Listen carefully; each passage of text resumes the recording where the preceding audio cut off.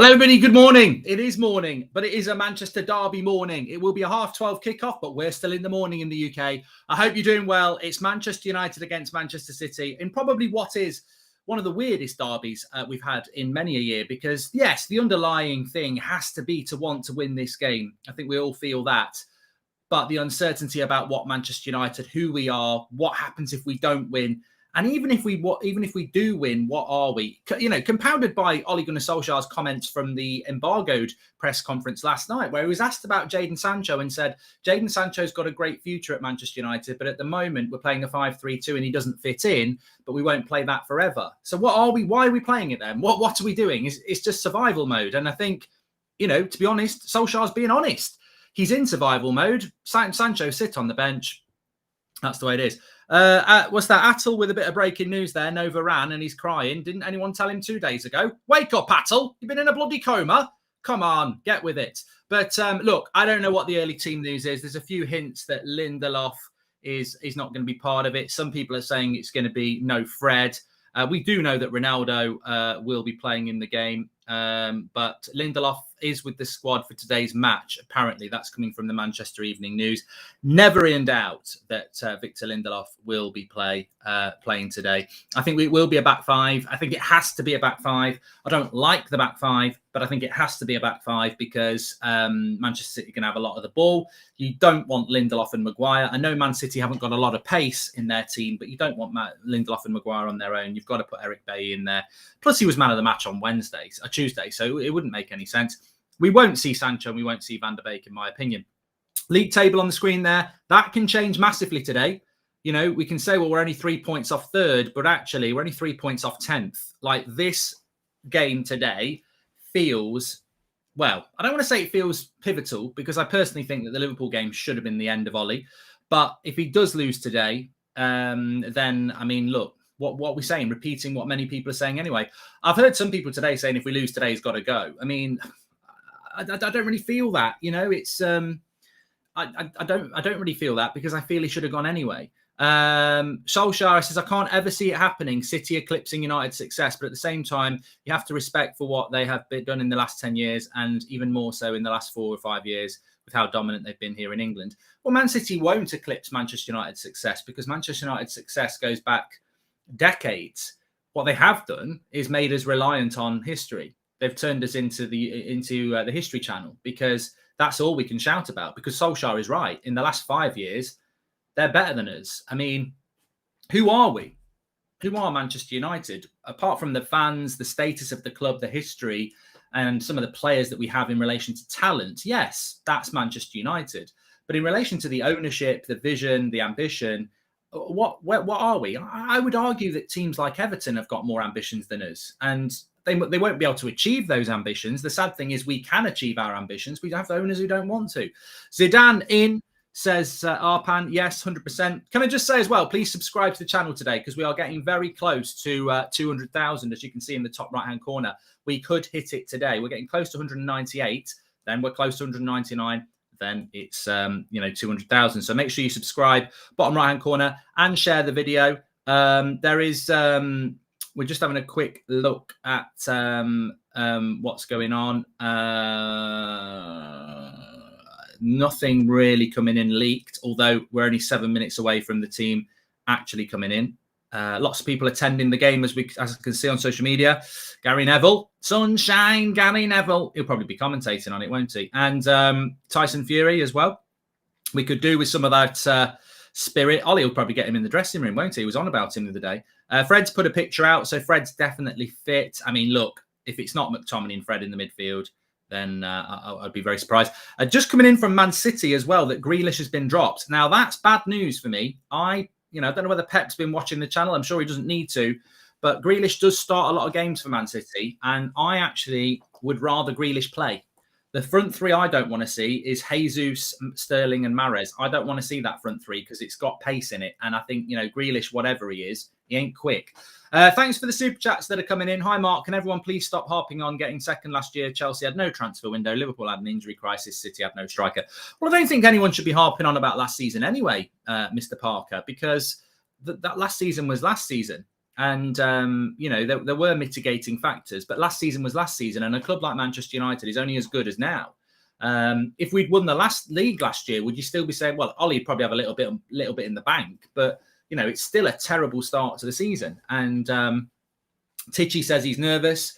I don't know. I just don't know. I wouldn't say I'm nervous. I'd say I'm sort of on the verge of a mood. I'm on the verge of a happy mood or a pissed off mood. That's what I am. I can sense. You can always feel how you feel, and I'm revved up and ready to go. It's just what direction I'm going to go in, isn't it? And but what I will say before we get into the emotion of the game, if we win this game, I don't think it makes a difference really. It makes a difference for us fans. It gives us 3 points, but I don't think it makes me think we're going to win the league, because I know how we're going to win this game.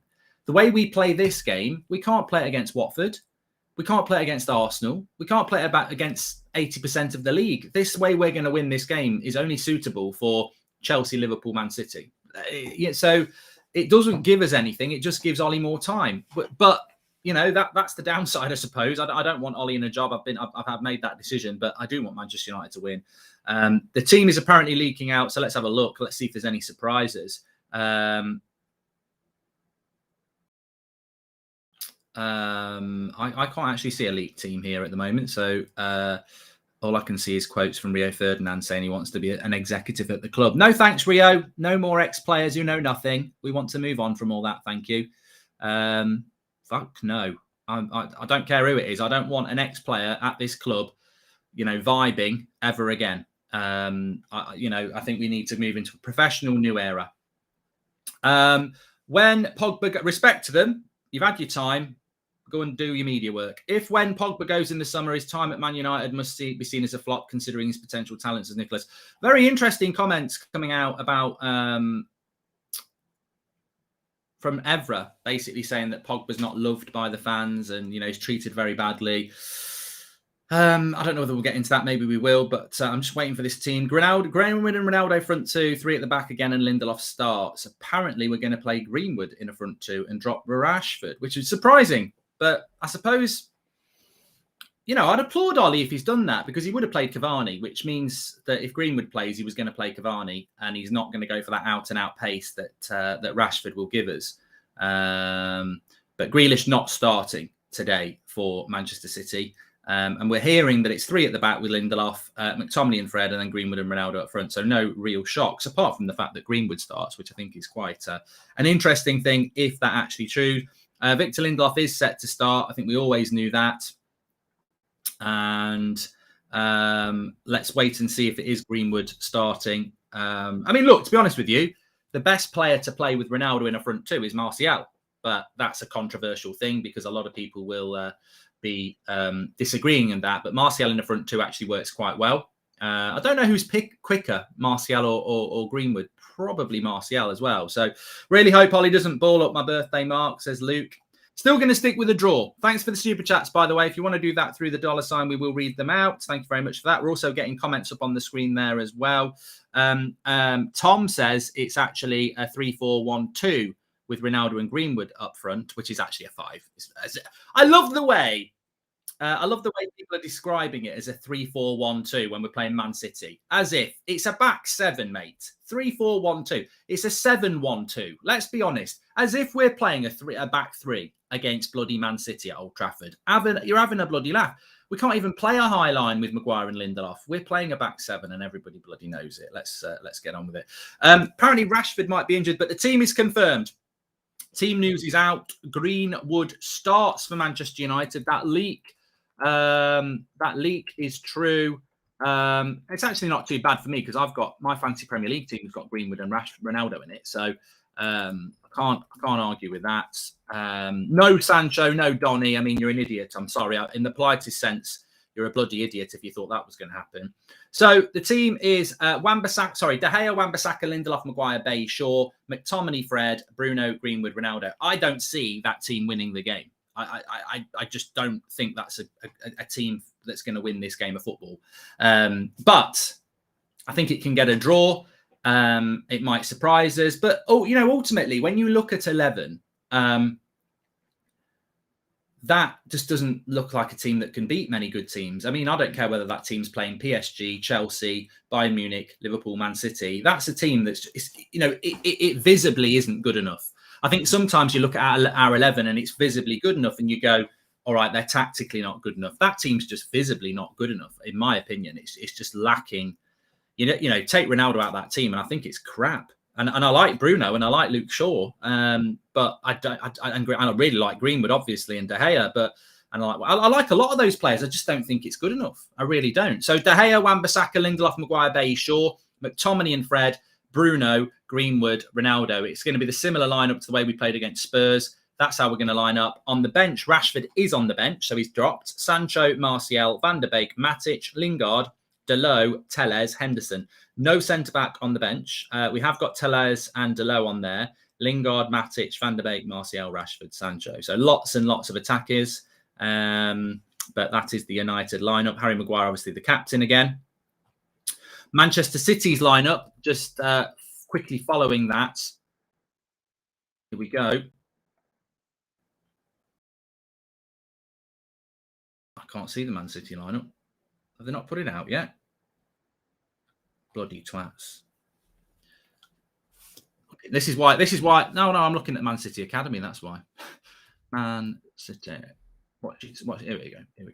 Got it now. Sorry about that. Okay, so starting lineup for Man City: Ederson, Walker. That's Diaz, Stones, Cancelo. He was brilliant the other night. Cancelo, Rodri, Gundogan, De Bruyne, Bernardo, Jesus, and Foden.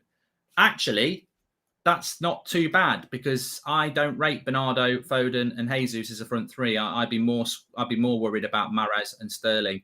Grealish on the bench, Sterling on the bench, Mahrez on the bench. But it's a strong midfield, as we know. Rodri, Gundogan, De Bruyne for me is the best midfield in the country.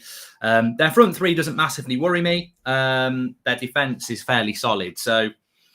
Yeah, I mean, look, they've got a better team than us. Of course they have. Let's be honest. Bailly's the only positive, but only playing because it's a 5 at the back, says Mike, mate, who's just had his chat put below there. So how are you feeling about that team news then? Rashford on the bench, Greenwood comes in. Can't really argue with that. I did think he would play Rashford because of his pace. Greenwood isn't explosively paced, but what Greenwood has that Rashford doesn't have is that individualism. It's an interesting one. I don't know whether Rashford's carrying a bit of an injury or not, but it's an interesting one to drop United's poster boy, which is what Rashford has become for the Manchester derby. He's Mr. Manchester, isn't he? So it is quite interesting. If it is confirmed, it means we are playing with one creative in Bruno. If we can't keep the ball, the City midfield will run all over, says Chiri. We're going to be a back seven that's going to hit on the break. But interestingly, Ronaldo and Greenwood aren't really on the break players either. So we are going to be looking for that individualism. Ollie doesn't have the balls to drop players, says Jiri. And no Cavani, he's injured. Of course, we heard about that last night. Rashford has been ill, says Mate. Okay, so maybe that's probably why he's not there. G-Sing says it's a dreadful lineup. Thanks for the super chats that are coming in, by the way. We will read those out. Subs are on the screen as well. Through the dollar sign to do that. Marcus Rashford is on the bench after having a slight illness in the week, says Druv. Well, there you go then. I think Rashford probably would have started, wouldn't he? But I don't want to see any excuses today. I think, some people might come out with some excuses. I don't want to see any excuses about Varane or, Rashford having an illness and Cavani, this, that, and the other. We've got a lot of attackers. Even if Rashford was ill, you've still got Martial on the bench. We've got Lingard, we've got Sancho, we've got options.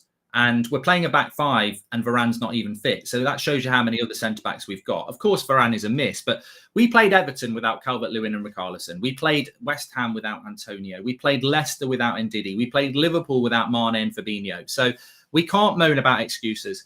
You did say you weren't worried about Salah, says Ross G. Yeah, well, look, what I will qualify by saying is, of course, Phil Foden and Bernardo Silva are good enough to cause us problems. They're very good on the ball. I personally think look, my explanation of Pep's team and what I'm saying is Mahrez and Sterling are quick. And I think United struggle with pace. But I think what Pep's gone with is a team that's not really bothered about pace. I think he knows he can get to the edge of our box. And when he's on the edge of our box, do you need pace? No, you need guile. So I think he's gone with Foden and Silva and Jesus with De Bruyne, Gundogan.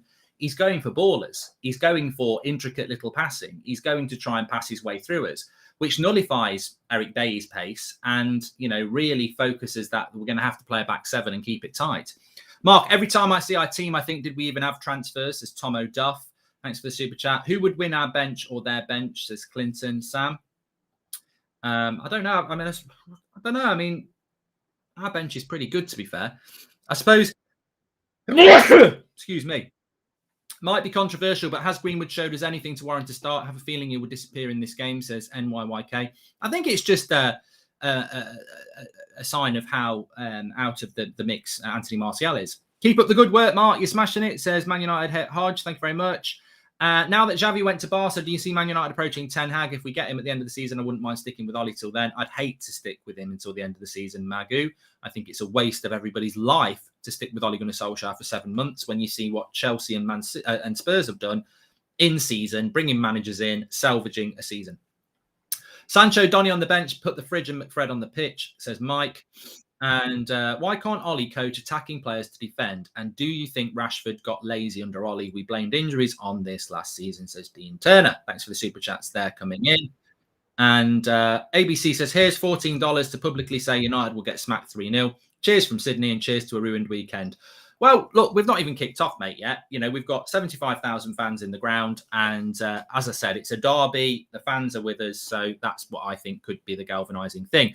We have got Ask Goldbridge on Twitter. If you want to put a question in, just put hashtag Ask Goldbridge and we'll pick some of them up like we have done here from Tamia, who says, hi, Mark, I want us to win today, but if we lose the game, I would take an even more bitter pill and rather us lose 3-0 or 4-0, as I don't see a change happening if it's 1-0 or 2-0. That's really sad that you've got to think like that, Tamir, because, you might be right. That's how incompetent our board is, that they might judge it on how badly we get beaten and not the fact that we've been beaten. If we lose this game, he shouldn't be manager. He shouldn't even be manager now. So if we lose, he definitely shouldn't be manager. It should not be about how many we lose by, no. Why Ollie never drops McTominay, says Saham? Because he bloody loves him. It's his Roy Keane. And Manchester United are fully aware of this. Did you see? They tweeted yesterday about our midfield. They called him our midfield destroyer on Twitter. They're putting clips out of him saying, come on, let's go. I mean, I'd rather he said nothing in the tunnel and played well than screamed and shouted like bloody Mel Gibson in the tunnel and then played shit. I mean, I could stand in the tunnel and say, let's go. People, we're just a hype team. We're a hype. We are a commercial commercial object that makes you that plays on your emotions of the history of this football club and makes you basically fall in love with passion. Quality players or quality manager? Pick one, says Rohit. Quality manager all the time. Because we're an experiment in how you can have quality players and fail. All our centre-backs are playing. What's wrong with him? His stubbornness is irritating. Just play a system that suits the players you bought here, says Hezron. And this is for another Ask Goldbridge. It's from Aaron. He says, how after the performance does Maguire still get in this squad? Still no Donny and still no Sancho. Favourites will always be priority with Ollie, says Aaron there. And McTominay had a very bad game on Tuesday, and here he is in the team again, says Arpit. No, but you know what? McTominay, I've got to say, when it comes to Scott McTominay, people are blind. Like you either think he's crap or you think he's brilliant. And apparently he had a really good game on Tuesday night. A lot of people thought he played well. So I think he's sort of fallen into that category now. In a weird way, he's become like an Aldi Pogba, where some people stick by him no matter what, and some people don't think he's that good. I don't know how he's deserved that trait. I've only seen him play well for United 3 times in 3 years, but it is what it is. But it's favourites FC again. Will they deliver? Because on paper, that team doesn't look good.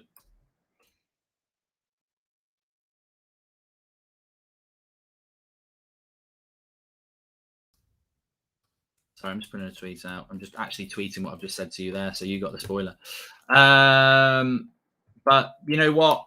It's a derby. It's a weird thing. Anything can happen in a derby, as we've seen time and time again.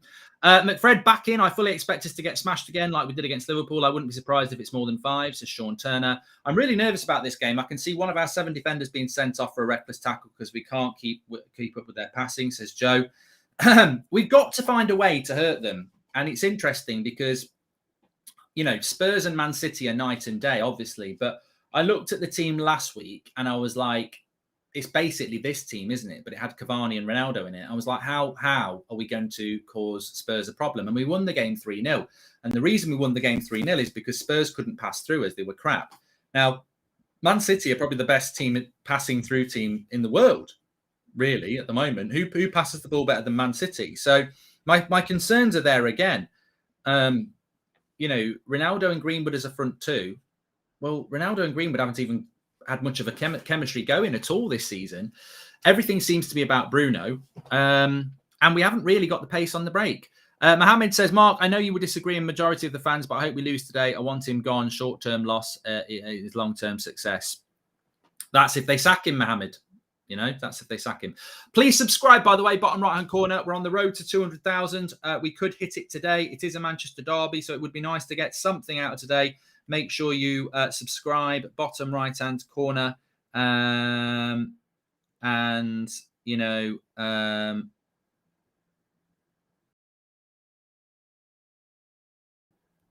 Sorry, let me just check something there.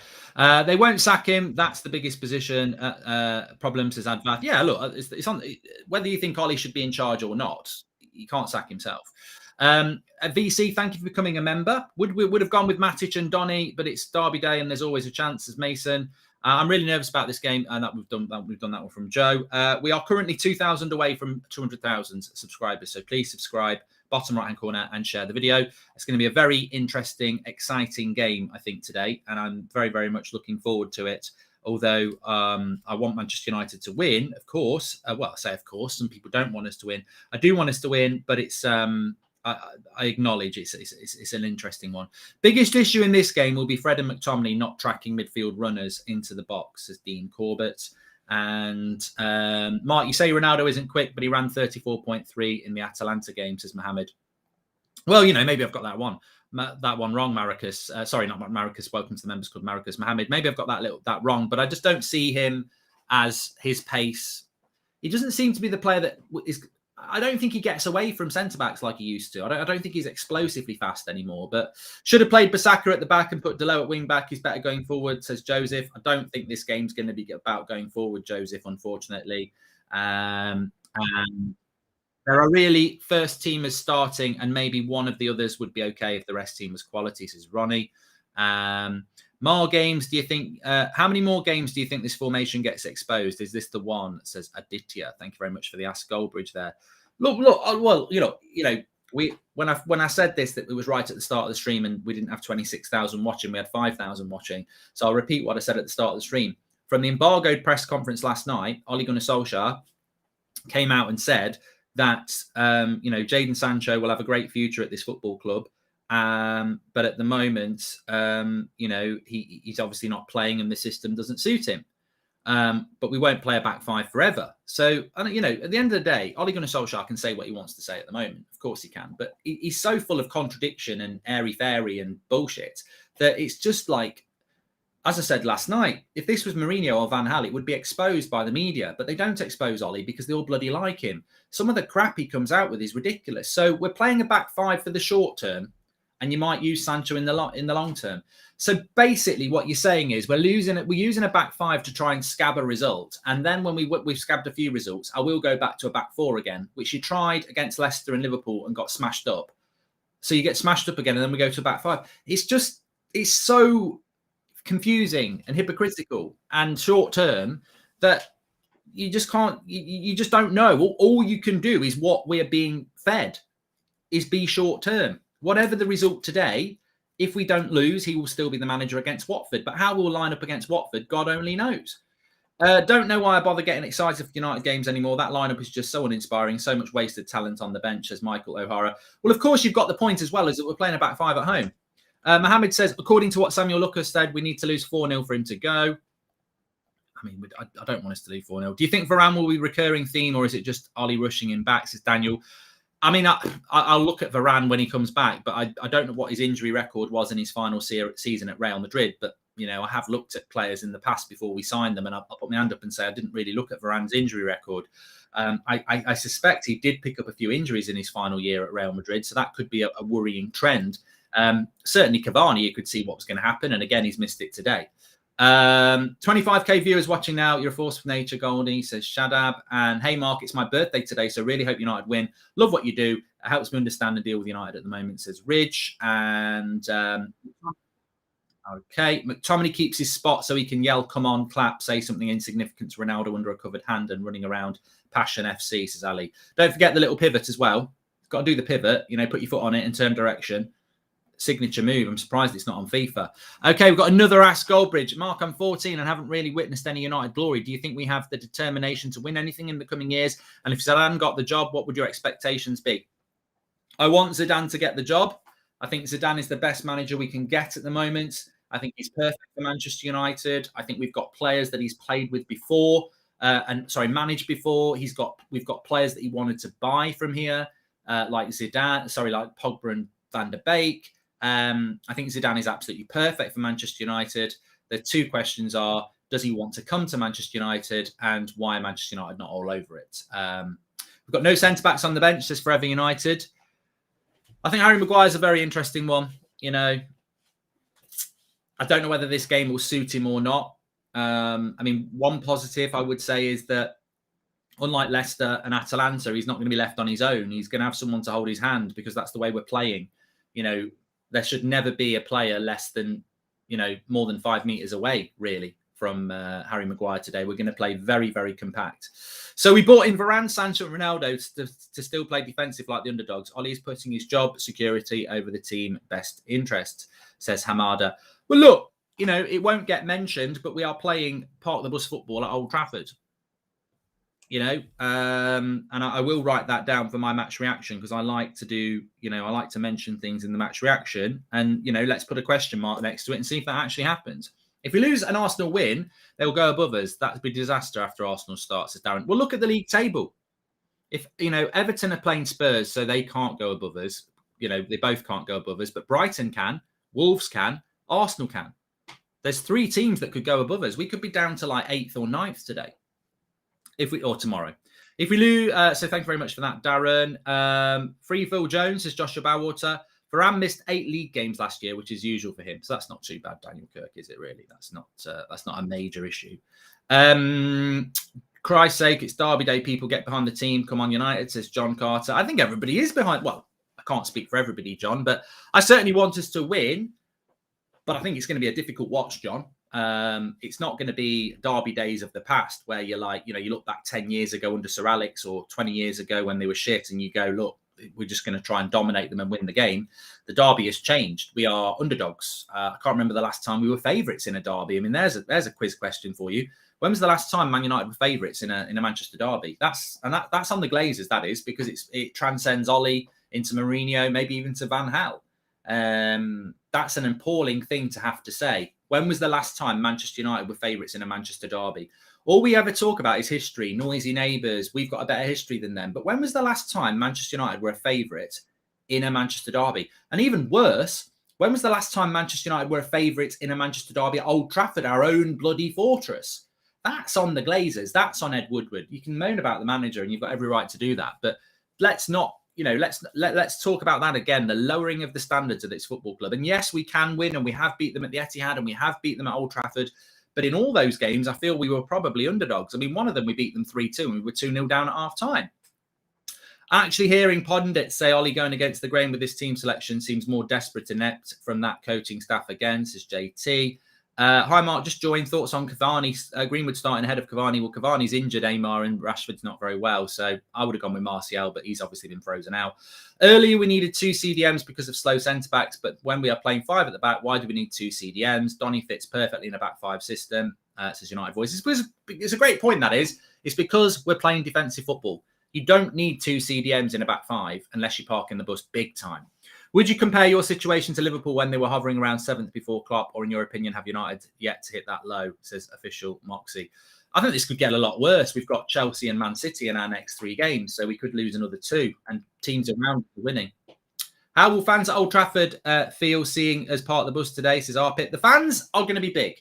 Hi, Mark. Thanks. 2012 to 13, says Mikael Roach. And McTominay is the worst midfielder in Premier League. He is Burnley material, says Venkat. We've also got an Ask Goldbridge. Considering Eric Bailly's performance against Atalanta and he stays fit, do you think he would make a better partner for Varane than Maguire? I don't know, Ross. I mean, I wouldn't run away with that. I think that Eric Bailly had a brilliant game on Tuesday night. And I like Eric Bailly, but Eric Bailly is a player that suits a team that's going to defend a lot. I think he'll have a good game today. I think Eric Bailly suits a team that's going to defend a lot. I don't think Eric Bailly suits where we want to go. Where we want to go is not be defending a lot and actually playing a higher line and getting involved in the play. And I think Maguire and Varane, as bad as Maguire is, would work better because Maguire's better on the ball than Bailly. But I just think Eric Bailly's I think positionally Eric Bailly's a bit all over the place at times. He's a bit haphazard as a defender, which works well when you're defending a lot. But I don't know. I don't know about that one. As far as the fans today, they're going to have a massive part to play. To be honest with you, I think the fans are one of the reasons I think we can win this game. The fans are the reason we beat Villarreal. The fans are the reason we beat Atalanta.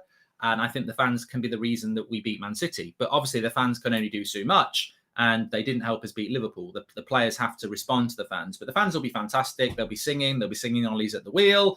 They sung Moises at the wheel, well, whatever the equivalent, Mourinho. So, the fans are massive today. And the fact that it's a derby as well.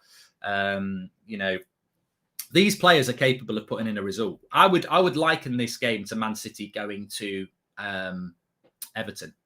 You'd expect them to beat Everton, but with a good Goodison Park crowd and a good Everton performance, Everton could get the result. That's how I'm looking at this game. I think we need one of those days, because if we played this game 10 times, we'd lose it probably 6. Mark, apparently Pep and Ollie were at a restaurant discussing tactics using salt and pepper pots as props, says Mohammed. Okay.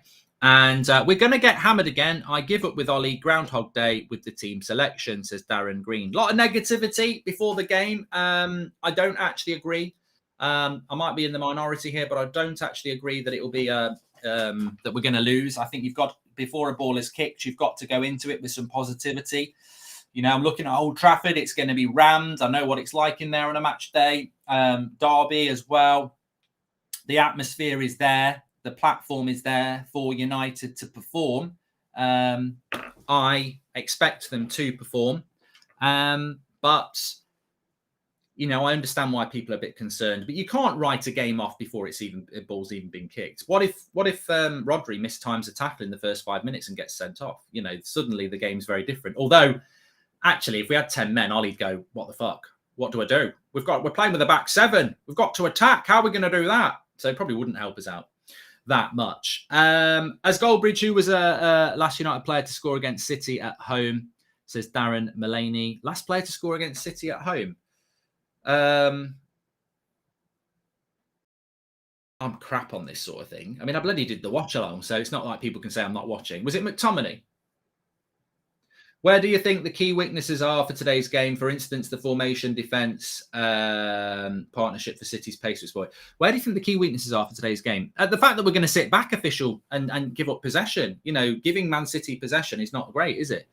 I disagree. I think alongside Varane, Eric can calm down and be directed, says Blackheart. What if the Glazers don't want us to win trophies, because then they will have to spend more on the squad and they hate spending on us? Well, that's exactly what they are, Michael. Can't imagine any top-class manager having our squad and benching Sancho, Pogba, Van der Beek, Rashford and playing a back 5, says Kieran. And first 20 minutes are key. Go down early and drop heads and it could be 4-0. If he does go, Ten Hag should be nowhere near the club. Only Zidane, says Edward Walters.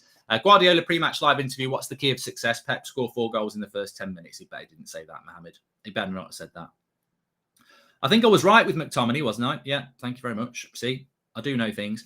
Hi, Mark. I've been a subscriber since 150,000. Want to say thank you for making my life better. It's sad that I want United to win, but I want Ollie sacked. This is the board's fault. And I feel exactly the same as you, JK Plays. I want Manchester United to win this game, but I don't want Ollie as manager anymore. I think the way that we are lined up for this game in itself isn't really progress. How is Maguire better on the ball than Bailly? Forgetting all the games he has cost us, says Boys in Motion. No, well, I think, look, Maguire's playing bad at the moment, so it's very easy to say he's bad on the ball. But interesting lineup, I think.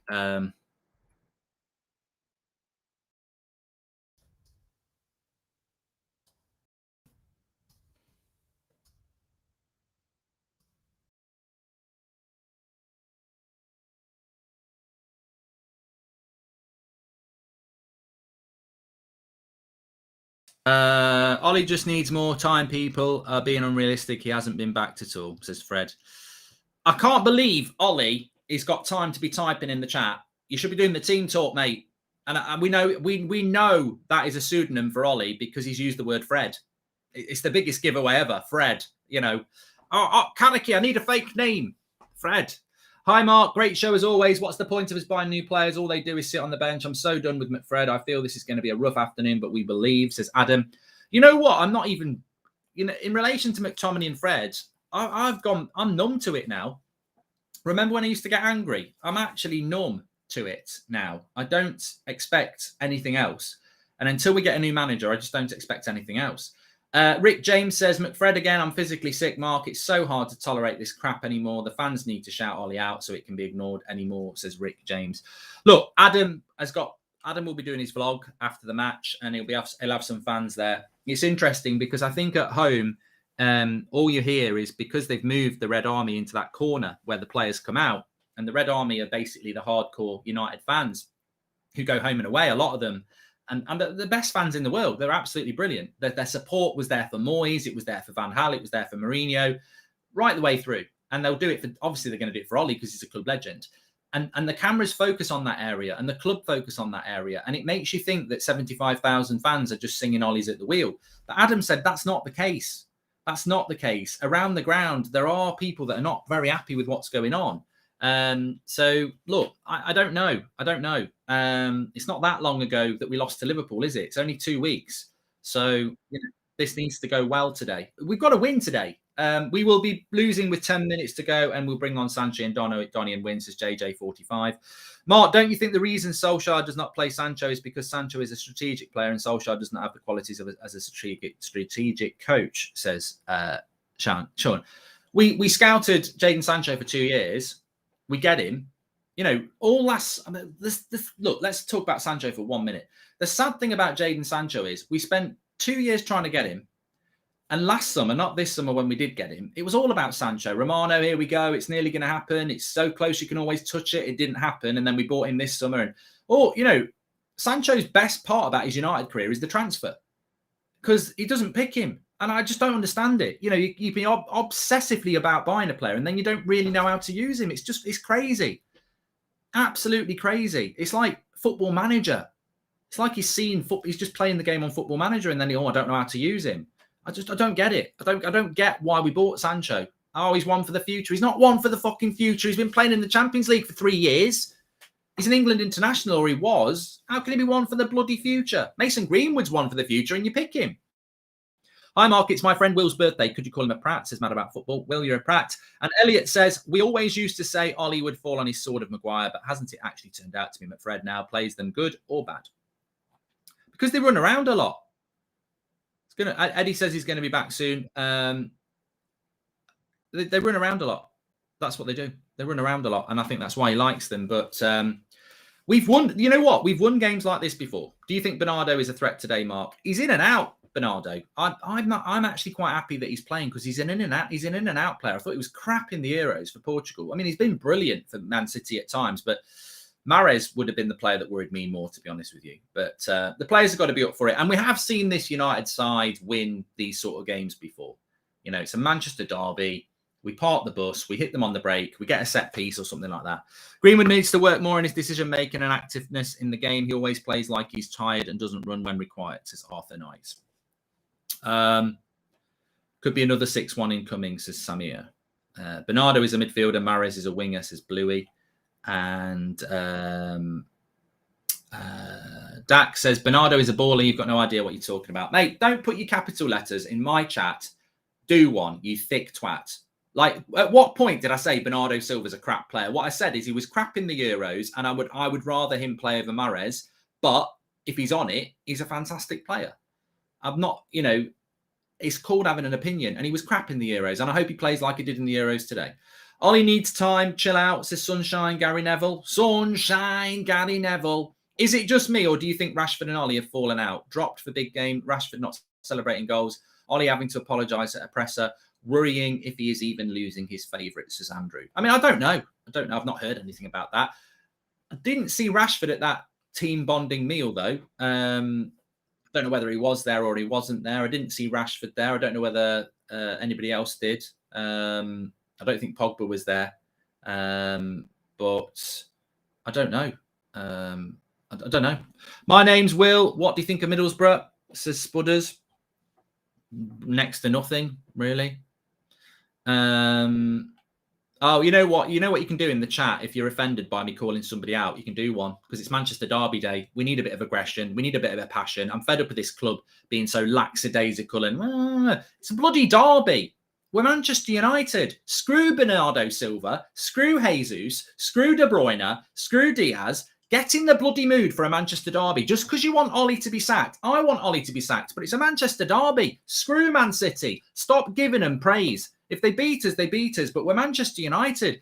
Get behind the fucking club. That's what I say. You know, some of those players shouldn't be wearing the shirt. The manager shouldn't be managing the team. But it's still Manchester United in a Manchester derby. I want us to bloody win. I want us to show some bloody commitment. I want to see some bloody tackles. I want to see some good football as well. Just because we sing, cheer, and don't act like Sunderland fans doesn't mean we are okay with the situation. We just have class, says David Briscoe. Massive mood setter today. Will we be miserable during the international break, or will Ollie look shine through, says Connor. And Maguire would be selected with a broken leg at this stage, says Paul Conley. And we've had an Ask Goldbridge. How are we going to score with only one creative in Bruno? A Greenwood who won't pass the ball and McFred who can't pass the ball. Going to be a frustrating game for Ronaldo. Well, let's play a little game. What do you think the possession is going to be in this game? Because I can't see it being any less than 60% for Manchester City. It could be up to 70%. That would be embarrassing at home, but I don't see it being less than 60%. I really don't. I can't see. Lots of people are saying 70-30. That would be an embarrassment at Old Trafford because when you haven't got the ball, the fans can't cheer. This club under Ollie is anything but Manchester United, says Andre. Welcome to the Members Club, Neil Massey. Talking about standards, Skull says we would be happy with 0-0. What have we become now at home? You want a 0-0. He's not wrong, though. He's not wrong. We would be happy with a draw because look at the shit players he's picked. You know, I'm embarrassed by that team, to be honest. I hope it can win, and I really can, but I'm embarrassed that we are playing that team at home to Manchester City at Old Trafford. And what I mean is I'm not talking about the individual players. As you know, I don't really care about the players in relation to blaming them. I blame the coach. But I'm embarrassed by that team because I think it's wrong. I don't know how Sancho's on the bench. I don't know how Donny's on the bench. I don't know how Matic is on the bench. I don't know why we're playing a back five with McTominay and Fred in front of it, which is a back seven. You know, I can't be a hypocrite here. I hated what Southgate did with England in the summer. I know we got to the final and you can win games playing like this. But I hated what we did in that final, where we played, where we played a back five and, attackers are on the bench. Well, there's only 3 attackers in that team. Most teams play with at least 4 attackers. We're playing with 3, Ronaldo, Greenwood and Bruno. It's defensive. It's not Manchester United, but Scholes's right. A 0-0 would be a good result for Ollie. I think 4-1 Man United also, you ever smoked wacky backy, says Spudders. I'm not talking about that, am I? How, with this plethora of world-class talent at his fingertips, is Ollie allowed to continue, says Brad. I will be delighted if we beat City today, but I'll be much more excited if we lose, says Ryan. Oh, my God. Jaden says, as much as I want Ollie out, I can't help but feel bad for him. He was forced to the job. What legend would have said no? Jaden, I agree with you. I think Ole Gunnar Solskjaer has been treated like shit by Woodward and the Glazers, and I don't think Ollie can see it, but I think he's been treated like shit. A bit like a lamb to the slaughter. It's a bit like a meet and greet at a slaughterhouse, really, because it's just limbs. It's just horrible. It's I think the way he's been treated and hung out to dry because he protects them. They want him to stay because he protects them because he's a legend. I can see the defence sitting back with our midfield pressing, leaving spaces between our mid and defence. This could be humiliating again, says Bradley. Thank you very much. And thoughts on Pep saying for them to win, they have to score 4 in 10 minutes. So he really did say that. Okay. Surely Ferguson can see through his tactics. Why is he possibly keeping him in? Nostalgia, win or lose. Have a nice day, mates. His original. I wouldn't pay much attention to Sir Alex Ferguson wanting Ollie to stay because he wanted David Moyes. He wanted Jemba. Like, he's the greatest man in football and he's there to be listened to, but it doesn't mean he's going to be right.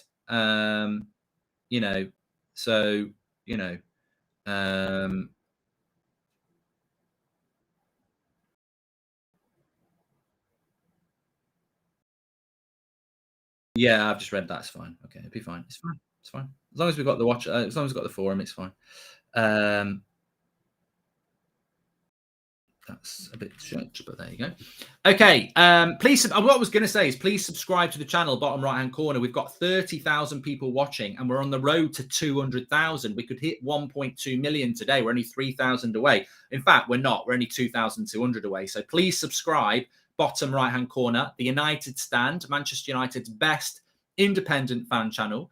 We're live every night at 8 o'clock, every morning at 10 a.m. Obviously for the watch-alongs, previews, all sorts of stuff, transfer shows, the lot. So please subscribe, bottom right-hand corner. And if you have subscribed, please share the video today. If you click that share button, share it on your socials, maybe get new people in who will subscribe. Let's hit 1.2 million. Get me in. I'll be like gravel, says Sean Deitch.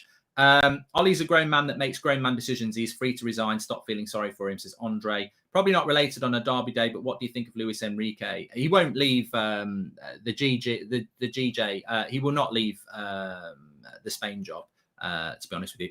I mean, look, let me just, I don't want to really dwell on this, but let me just mention it anyway. Somebody just said there, if we lose, it's a bad international break. If we win, at least it's a positive international break.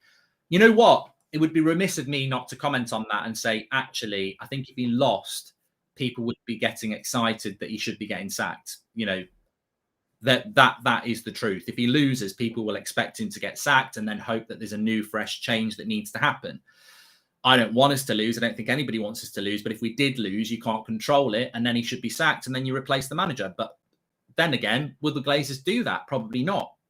If we win the game, does that mean you're positive and happy? I think you're positive and happy in relation to winning the game. I'll certainly be very happily watching Match of the Day tonight.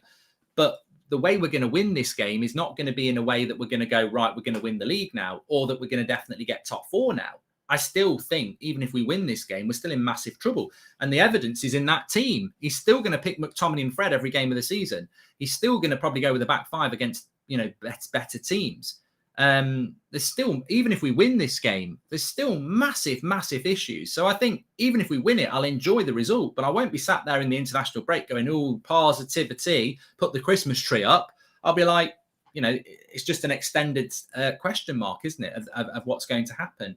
And that's what we've become. You know, I've said this before. We are short-term United. We are survival United. Unfortunately, that's what we are. I wouldn't say I'm at peace with it. It was difficult against Spurs last week to sort of get your head round it. By Atalanta, I had, and I've certainly have today. I want United to win. It's a Manchester derby, and for me, it's a weird situation. You want to be behind the manager, behind the club, and behind the players.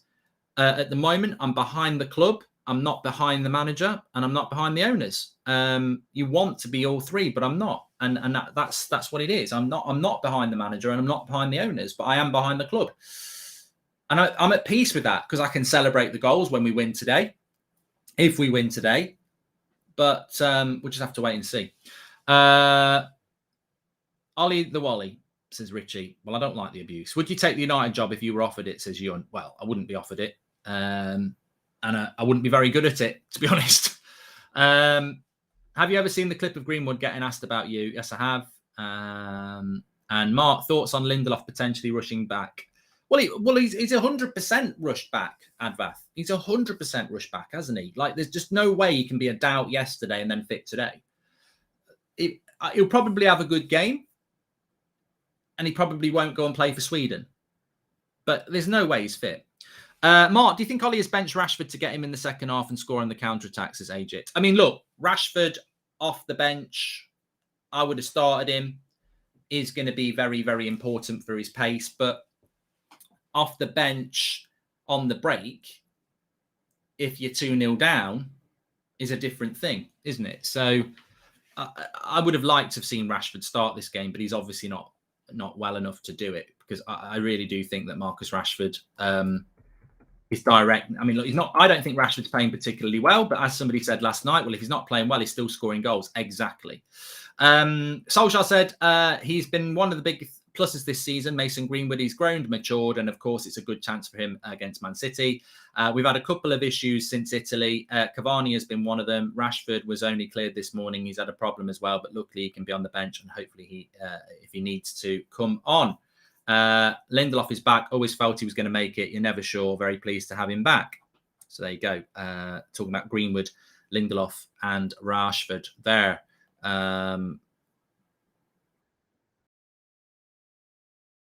Gary Neville has said that Greenwood deserves to play in front of Rashford anyway, which, to be honest with you, I probably wouldn't necessarily. I wouldn't necessarily disagree with Gary Neville there. I think Mason Greenwood has had the better season. So yeah. Sir Alex Ferguson said Jones would be best ever United player, says Alex G. Pep can beat these starters with our bench, says Milverton. These early matches have been brutal on my sleep pattern, says Joel. Seems there's been a ton of them this year. Happy holidays to you from Wisconsin, says Joel. Thank you very much, Joel. And you, Mark, what's your favourite Scooby-Doo opening song? I like the 90s one, says Scooby-Doo. Yeah, I like that one that's a bit faint. Scooby-Dooby-Doo, where are you? I like that one. Off topic, but it's embarrassing that we have so many youth talent like Ahmad Alango Hannibal, and Ollie never gets questioned about their game time. Well, he's protected, isn't he? Ole Gunnar Solskjaer is a protected species. He's the only manager in United history. I could carry on, but I'm not going to. Mark, do you think Lindelof will hobble off? No, I think he'll get through the game, Melps. Greenwood hat trick, says Satonio Tucker. There we go. And Greedwood, somebody just said there. Well, he's got to pass and move today. I think it's going to be very difficult for us to get up the pitch. If I was Pep, I would be literally... I know Scholesy said this about Liverpool and Klopp, but if I was Pep, I would be rubbing my hands together about this game today because I just don't see much of a threat. It doesn't mean you can't lose the game, but Wan-Bissaka and Luke Shaw bombing forward, well, that's space in behind. McTominay and Fred, just not... They're not good footballers in relation to moving the ball. Bruno, well, look, Bruno can get very frustrated very quickly. Ronaldo and Greenwood are a danger, but only if they get ball in the box. And NBC commentators saying that we've been asking why Ollie buys players but not use them, says K Flo. My score prediction, yes. Who would win in a fight? A predator or a megalodon, says Alan. Well, I don't know. Predator from the film. I don't know. Against a giant shark that may never existed. I'm going to go with a draw. I think that I just have a feeling he won't lose this game. I think so many people are expecting us to lose it that we probably won't lose it. And I think it will come down to passion. It's going to be about passion. It's going to be about the crowd. It's going to be about the derby, and it's going to be about the players. And you know what? We are playing the same system that we played against Spurs, and it did work quite well. But the reason it worked well against Spurs is because they were so shit at passing out the back. I think it's going to be a real test today. And it's interesting what somebody said before. Do you think today is going to be the day that this system gets exposed?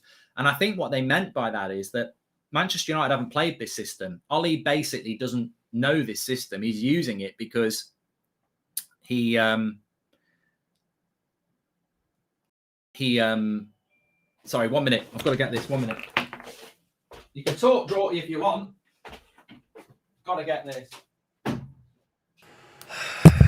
Why have I got to talk whenever you go? That's not fair. Hashtag Ask Goldbridge. Mark, this is very unrealistic, but what would you think of Diego Simeone taking up the Man United job? With his aggressiveness and tactical experience, would he be a good fit for Manchester United? As someone who loves David Beckham, Diego Simeone can be nowhere near this club for me. Hi, everyone, by the way. I don't know what he's getting, probably an Amazon Prime package, I would imagine. We could go through the different studios. Let's have a look at some of your other chats coming in. We can get them on screen now. Drawty Bridge says Thomas Bennett. Gonner's Bridge. Ollie panicked, so that's why he's using this formation. I don't know. I think he needs to use the back five today. After Liverpool, we definitely need some shoring up at the back. The longest delivery in the world. It's like it's your fault. Constipated crap. Just give me the parcel. Give me the parcel. What did you get? Everyone can hear me now, by the way, which is great. Right. Not. You can go now. Thanks. No, it was. I it was a package that, when you get the message through, it's going to be delivered between 11:15 and 12:15. I was hoping it would be 11:15, but I had to get it because it's a present for my daughter. But it was the longest package ever. It was like having a big constipated crap because he was like messing around with the thing. Martial has not played a single minute since scoring, says Revy. Martial, Revy, welcome to the Members Club as well. In relation to Martial, there's just no point having the conversation. It's not a blow-up doll, Michael. Although that might be the only satisfaction people get today. So there might be a lot of... no, let's not talk about that. But that was Drawty. Yeah, people will know who he is. He's constantly in my ear. I get to him all the time. And also, I just want to say big shout out to Drawty and Ryan and everybody who do a lot of the stuff that goes on behind the scenes, like everything that comes up on the screen, because it's not me who does that. I've got my hands free unless I'm doing some exercises. So all the Ask Goldbridges, all the comments that come on the screen, that's coming from him. We haven't got 11 on today. We were meant to have 11 on today, but 11's not been able to come on today. Spent 20 quid on... Kev's coming on for 10 minutes. Okay. Spent 20 quid on 4 super chats and none have been read, says the skip. Well, sorry about that, mate. I try and read them all, but sometimes they get missed. It's not a purposeful thing. Kev, can you hear me? Hey. Yeah, perfectly. Go on then, Kev. Manchester lad, Yeah. Being from Nottingham, I get called a fake negative fan. So, I've had my say about the team and everything. What are you thinking about a back five and, Fred and Man City and a Manchester derby and confidence? How are you feeling about it? I suppose we will know in a couple of hours whether... My initial thoughts, mate, of seeing that team just stinks of negativity for me. That's not a team that's going to go at Manchester City, look at them, we're going to go toe-to-toe. And over the years, Mark, me and yourself, under the years of Louis van Gaal and Jose Mourinho, we have gone absolutely mad about setting up teams like this. In theory, it is parking the bus. Yeah. Mourinho got stick for it. And for, I don't know what Man United fans are actually thinking of this team. Like I say, in a couple of hours' time, if we've done a job on them, which we did last year at the Etihad, if we somehow come away with a couple of breakaway goals and we win this, absolutely fantastic. I said it on Thursday in the Thursday show. Winning is everything for me today because it is a Manchester derby. And I know this old cliche that form goes out the window and that. We've not really got form behind us, have we? It's kind of, we have to go into it and try and win the goddamn thing. But the thing that worries me about the setup of this formation is, God forbid, if we're to fall behind early on in this game, you need to be looking at changing the structure of that team completely, because for me, it's not set up to go at Manchester City. So if we go behind, I'd say that would be a worry. Solskjaer would have to look at more or less changing it more, straight away, because we all laugh and joke about this setup. It is kind of 7 at the back, isn't it? It is, yeah. And I think you're spot on. I think that that sentimentality is kicked in, whereby we've mentioned this a lot as well. Ollie gets away with stuff because it's Ollie. I mean, basically, we're coming into a Manchester derby playing a back five, which will be a back 7. The home team's going to have at least 60%. Some people think 70% possession. And our only hope is to try and catch them on the break. That's the plan, unless we get something really amazing, which he's only had 2 days to work on. So, we're not. We know what we're going to do. Yeah, the pace is going to come back. I suppose Greenwood is a surprise inclusion when you look at the players that are available. And I was just reading before, I just went up for a quick pre-match shower before the match, and looking on social media, a lot of people are actually picking up on the fact that probably the bench is stronger than the team that he's put out. And I can't disagree with that. Yeah, I'm not impressed with the team, Kev. I mean, look, I've looked at the team a lot this season, and you see Varane's, Ronaldo's, sometimes Pogba's in there, and you look at it on paper and you go, on paper it's a good team. It's not going to perform, but on paper it's a good team. Today's one of the days I looked at it and went, I don't even think on paper that's as good. That's that good. I don't know. I mean, we're probably going to win. I think we both accept that we can win, but. Yeah. I'm not, it's not just the back five. I'm not actually impressed with the team. I look at the bench and I long for some of those players. And Harry Maguire is my main concern. Again, on the Thursday show, we spoke about it. And I do not understand how even a week's training now, even if it's intense training, that he can be any better. What he was against Leicester, absolutely torn to shreds, and Atalanta was pretty much embarrassing from Maguire's point of view. Now, I don't hold Maguire responsible for that. That's your coaches and Ole Gunnar Solskjaer that makes that call. Harry Maguire's always going to say, I'm fit enough to play, boss. I want to play. He's the captain of United and that. But huge game today. I mean, he could, if he's not on the ball, he's going to get the run around. We know what the likes of Gundogan, De Bruyne, Phil Foden can do to you. And we know that Harry Maguire is not the quickest. So if they identify that as the weakness and go at Harry Maguire, God forbid it could be embarrassing. But obviously, I'm trying to remain positive, of course. How do you think United get up for this game? Because I was thinking about it, and if anyone watches rugby, I think it's 15 against 15. And when you lose a player at rugby for 10 minutes, you've got to defend. And it's just last-ditch defending. Everyone's patting each other on the back. They're getting close to the try line, and you're keeping them out, waiting for that opportunity to get the extra player back on, and then you can go and attack again. I just think United are going to be, it will be in the McTominay and Maguire in the bloody tunnel again, won't it? Come on, lads. It really is just a rearguard action unless we're going to be surprised. So I suppose players, it's just about concentration, tackling. And we have done it against Manchester City before. I just watched a game before from last season. Obviously, there was no fans in at the Etihad.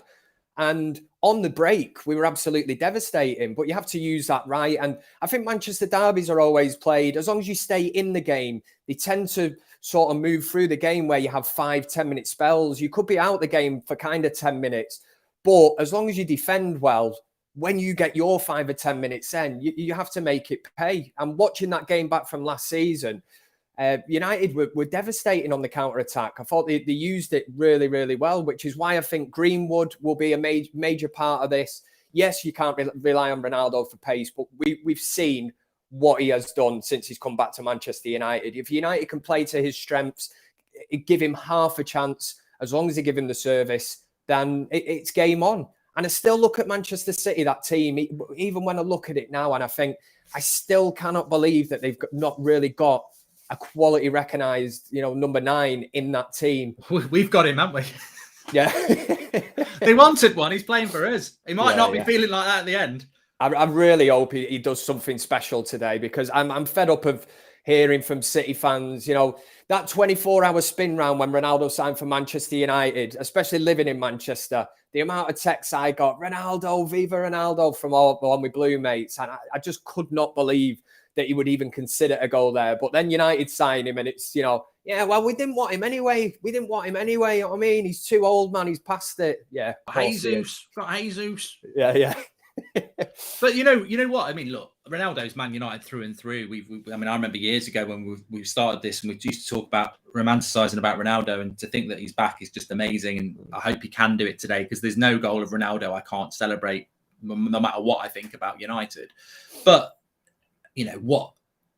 what would he, if he had? It did cross my mind this morning. If he was at City today, coming in here, we'd probably be in a worse position than we are. It's not, I'm so glad he's at United, because we'd still be in this shit show, but he'd be coming to, it would just be appalling, absolutely appalling. It'd be horrible. They'd kill us if they had Ronaldo. Absolutely kill us. If you swap that one player, and it nearly happened. It is. And that's why I said to my mates who support City, I said he would have been the cherry on the top of the icing, on top of the cake for Manchester City this season. I still think they'll do well, but to have Ronaldo as the focal point of that team, which they create chances anyway, that's exactly what they're missing. Still can't believe they didn't go in for a Harry Kane, but somehow Guardiola seems to get them over the line. I dread to think what we'd be like if we tried playing with a false number 9, because it just would not. I don't know how that would work at all. But yeah, I think you're absolutely bang on. If Ronaldo is in that Manchester City team today, if he had have gone, this would have been a painful day. And you know what Ronaldo's like? He's so self-obsessed with records, and he would have wanted to come to United and score. And he might not have celebrated. He might have done all that, as he rifles one in. But I'm just glad we've got him anyway. Well, just looking at the Man City players in the tunnel here, I mean, look, anything can happen in a game of football, but they're just so experienced. They're so good on the ball. I don't think they're going to be overawed by a derby. I don't think they're going to get nervous. We're really hoping that 4 or 5 of them just have a bad day. I don't think they're going to get bottlers. And then, I mean, what's your prediction for the game? How do you think it's going to go? I've already predicted, and I am fully aware that I'm doing this with red tinted specs. It's my heart overruling my head. I probably should be going with what my head says, but I've already predicted 2-0 to United. If you can work that out, United defensively have been shocking. I don't even know why I've done that. It's just purely a feeling, watching back that game from last season, and just the feeling that we can get at them on the break, and we certainly have to give them something to think about. And the thing that annoys me with Manchester United, and we've not had that since the days of Sir Alex Ferguson, get at them from the first whistle. Set the tone for the game. We're at Old Trafford today. It's not at the Etihad. So you've got the crowd behind you. Go at them. Will they? They don't usually, do they? No, well, Man City players are coming out. Just have a look at the United players. I mean, look, you're going to get the passion. We're going to get the passion, of course. But yeah, I mean, look, I think, I don't know what about you, Kev, just before the game. I just think that my only real, I mean, Maguire just coming out there, he's plodding. He's sort of going, it's not, it's the passion. I still don't think he gets Manchester United, Harry Maguire. No. Some of the stuff he comes out with, we've drawn games in the past where he comes out after it, well-earned point and all that. And, I've been there myself looking at the tweet, and I've tweeted him, not expecting a response, but I'm trying to say this is not Sheffield United. It is not, Leicester City or whatever. The standards at Manchester United are so much higher, and you have to tap into this battle now. You go in there in the tunnel, like you've just said. How many games did Manchester United win in the tunnel? Look at Keane and Vieira. That game was practically won by Roy Keane standing up to Patrick Vieira. And the scary thing is, we don't have any characters in our team that are like that. No, and look, games aren't necessarily lost in the tunnel either, but he came out there and he just looks a bit resigned. I don't know what's going on. Anyway, look, Kev, you're on the fan forum, I presume? I will be. Hopefully we will be discussing a win, but I'm just hoping it's not going to be as bad as that one. The one I had to do a couple of weeks ago after the Liverpool will go down in the history of the worst fan forum I have easily ever had to participate in. But hopefully we can get the result today. Fingers crossed. Everything's crossed, mate. Let's see. Well, I'm looking forward to it. It's always the calm before the storm, isn't it? Let's see what happens. But we'll see you on the forum, mate. Thanks for popping on. Thank you very much. Come on, United! Let's do it. So, look, we are very, very close to kickoff. Couple of minutes to go. Pep wanders down. I never get nervous, really. I mean, the only games that I really get nervous in are if it's about winning a title, if it's a cup final. I mean, this is a league game, and also you've got to bear in mind that penalties, red cards could have an impact in this sort of a game. But let's wait and see. Thanks everyone who's watching. Please subscribe, by the way, bottom right-hand corner. We're getting very close to 200,000. Let's see what happens here. Make sure you subscribe, bottom right-hand corner. Obviously, we're probably going to be a little bit late with the kickoff here because they've got to do a minute's silence for Remembrance Day. Believe, says Marcel. Well, the great thing is all the talking's over now, isn't it? It's now about what happens on match day. It's now about what Manchester United do. Roy Keane, United will have to depend on the counter-attack and produce moments of quality, but can they shut up shop against this Man City side? It will be very difficult, says Roy Keane. Yeah, and, if we win this game 2-0, like Kev says, then it will be based on that, a defensive, backs-to-the-wall performance. The trouble is, can you do that? My hope here is, and I'd love this to get clipped. My hope here is that, all right, we're playing a back five, but we're not at the Etihad, we're not at Anfield, we're not at Stamford Bridge, we're at Old Trafford. And, with the crowd, maybe the players just lose that discipline a little bit and start pushing forward a bit, because I do not want to see us 11 shots to them, 1 shot to us at full time. I want to see us, do something. And look, 75,000 fans, they'll be feeling exactly what you're feeling. They'll be thinking, what are we going to get today? is it going to be a hard watch? And we'd all take a 1-0 win and play crap, because the points, it's a league game. Points are obviously more important than results, especially the way we are at the moment. But it's going to be difficult. I think for us to win this game, we're going to need a little bit of luck. We're going to need all our players to play well, and we're going to need 3 or 4 Man City players to have really bad games. Our home has been like the theatre of nightmares for me. It's the away form that's been carrying us till now. I'm expecting another thrashing today, says Ayla. It'd be a very interesting international break if it doesn't go our way, because people will be absolutely demanding that he is sacked. Is it to be Solskjaer's last match? I mean, I don't think you can guarantee that even if we lose. So I don't know. We'll have to wait and see. Thanks everyone who's tuning in. 30,000. The game's not even kicked off yet.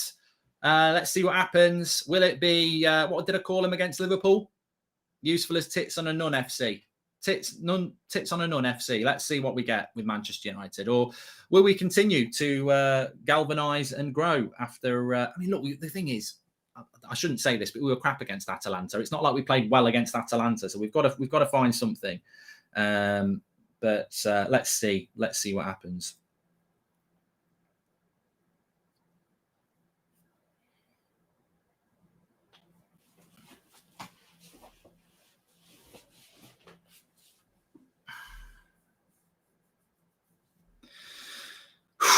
Deep breath. Okay, let's see. My prediction is a draw. My prediction is Man City will dominate possession. My prediction is we will park the bus. They're the 3 things I'm going for.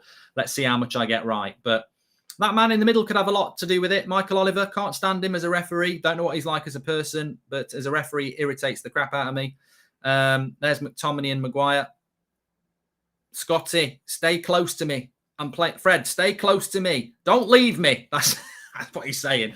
Do not leave me on my own. Stand really close to me. I can't be making mistakes today.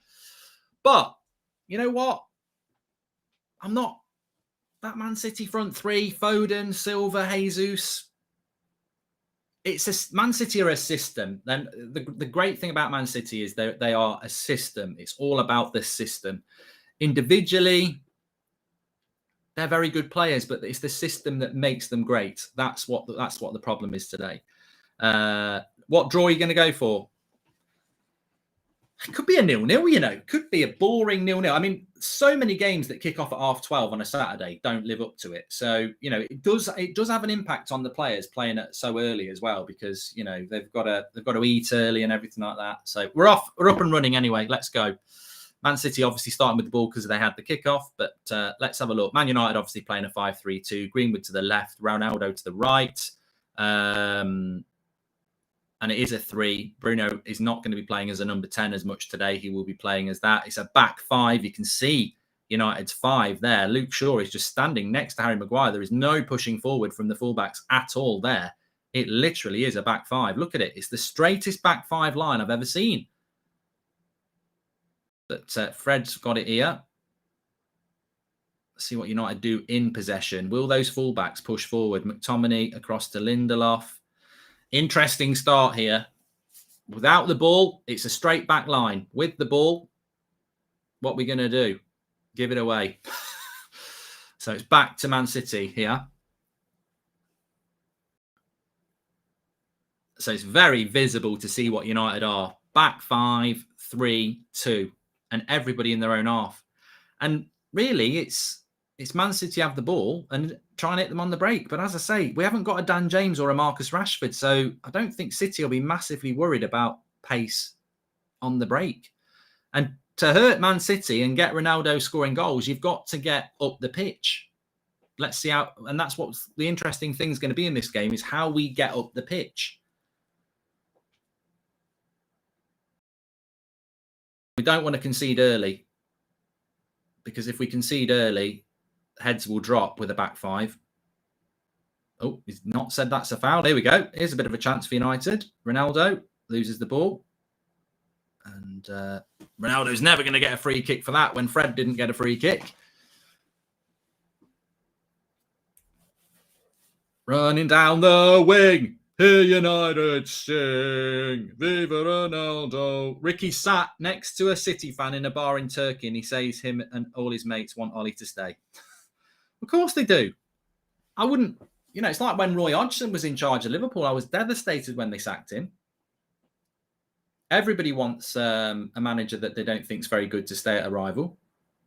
Right. Anyway, first couple of minutes. Is this Burnley versus City or Man United, says Matthew? Well, they're in the box. Bernardo Silva shoots over, but that's the first chance for Man City. It wasn't a good chance, but I didn't see how they did this. It was just one pass from De Bruyne. Yeah, Fred's lost. I mean, look, they've lost the runners there. Gundogan's in the box. Got to pick these runners up.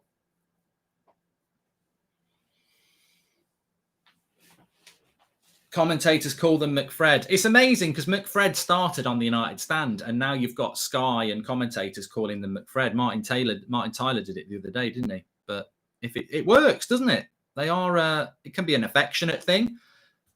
Say Sue for Brentford, says Manav.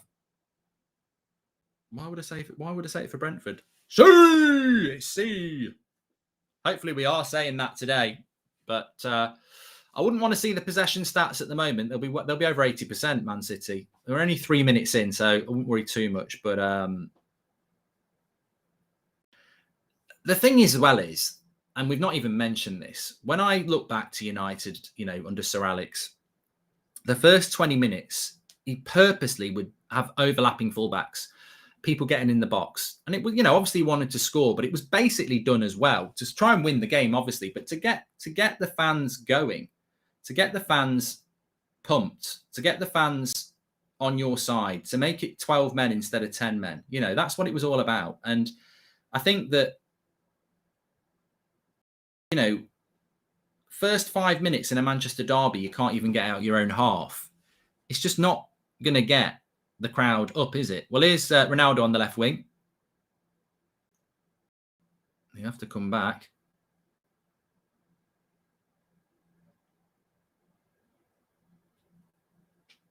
Well, what's going on here? It's a free kick. So this is an opportunity for United to whip across in the box. I think if we're going to have any success, this is where we're going to do it. Ronaldo's been quite clever there winning the free kick because it's an opportunity for Bruno to whip across in. And I think set pieces for United, very, very important, especially when you've got people like Harry Maguire, Cristiano Ronaldo. It's going to be one of the few opportunities that we can get up the pitch. So this could be not necessarily this one, but these sort of opportunities are going to be very key. Because as I said, first 5 minutes in a Manchester derby, you want to get the crowd up. Now, whether that's from a goal or whether it's from a few chances, it's going to be, we've got, you can't allow the crowd to become subdued. Maguire wins the header. And it's 50p head again. It's a good chance. He's onside. Oh, he's got to score that. That is a free header. No. And actually, I think it comes off the City player. It's not a great chance.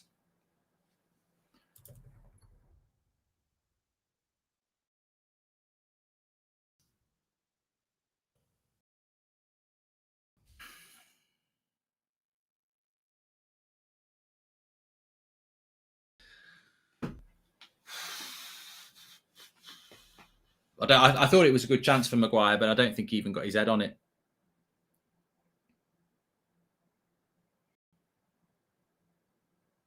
It's Bernardo Silva for City. De Bruyne. And for the shot, Wan-Bissaka. Bruno. Come on. Let's get a bit of attack going here. We're stuck in our own half. Look at the press from Man City here. Don't want to be in these positions. Bloody hell. Oh, terrible ball by Wan-Bissaka.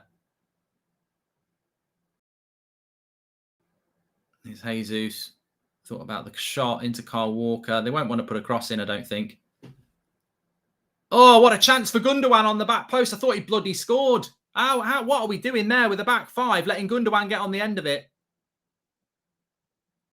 And it's an own fucking goal from Eric Bailly. Oh, I don't believe it. I don't bloody believe it, man. 2 crosses into the box and we've not delivered it. We're like Dracula FC. We're allergic to bloody crosses now. What the frigging hell's gone on here? 1-0 down in 6 minutes. The first one comes in. Gundogan should score it. The second one, Eric Bailly bloody scores it. Oh, for fuck's sake. For God's sake. I mean, they're going to show them both back as well. I mean, we can't say we're unlucky. There's a back five. The cross comes in.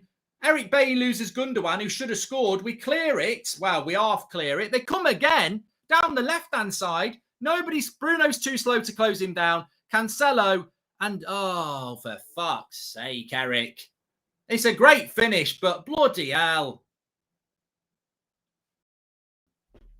What a shit start. I mean, that is just... Can't defend crosses. Dracula FC. Bloody joke. I'd be a little bit more sympathetic if Gundogan shouldn't have scored the cross before that. I mean, we've only got ourselves... If that's the first time cross, it's a little bit unlucky, but they should have scored literally 2 seconds before it. That's, you know, talk about having second chances. How many chances do we need as a football club? Like the Gundogan one, he should score. We should switch on.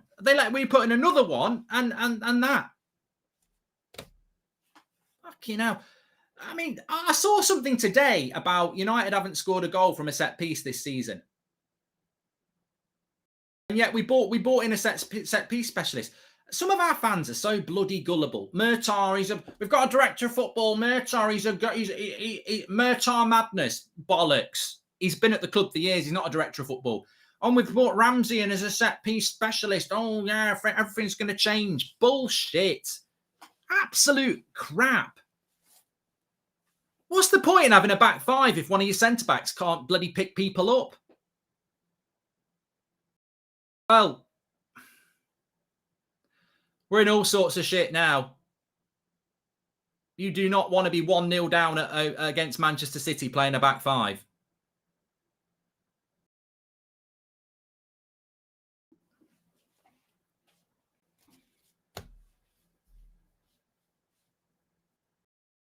Ronaldo's gone down with a bad back. He won't go off.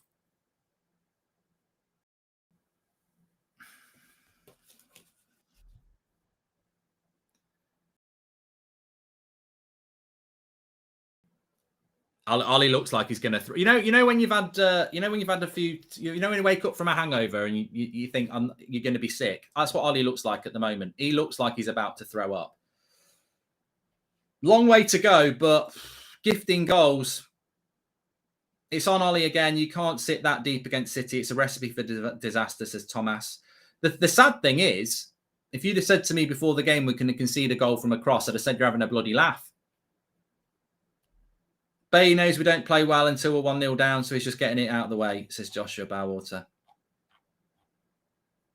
You know what I hate about these games is that it's bad enough losing to Liverpool and Man City, and we haven't lost yet, but that Liverpool game was like 90 minutes of torture.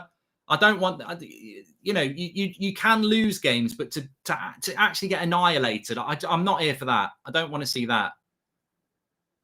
But the trouble is, this is the trouble when you've got no bloody attackers.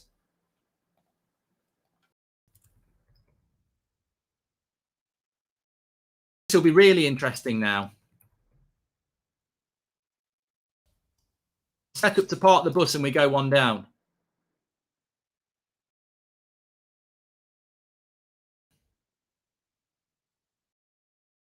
Got no attacking threat. He's got to change it.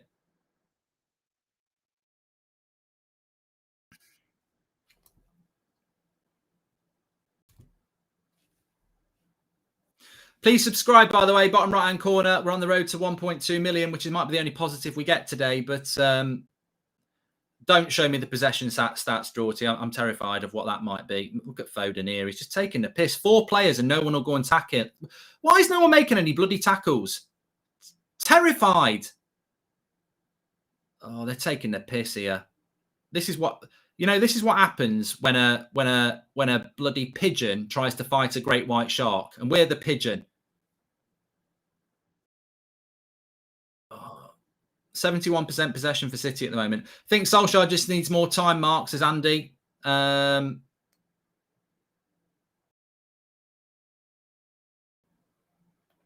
I know that what Ollie's been working on for the last week, make the back five look like they're all in line, so it looks good on Sky, like synchronised swimmers, says Nick P. I wonder what Ollie's more worried about right now, that we are losing City or that he's one step closer to losing his job, says Marcus. See the difference in coaching. We're absolutely terrible with and without the ball, says Chris Slater.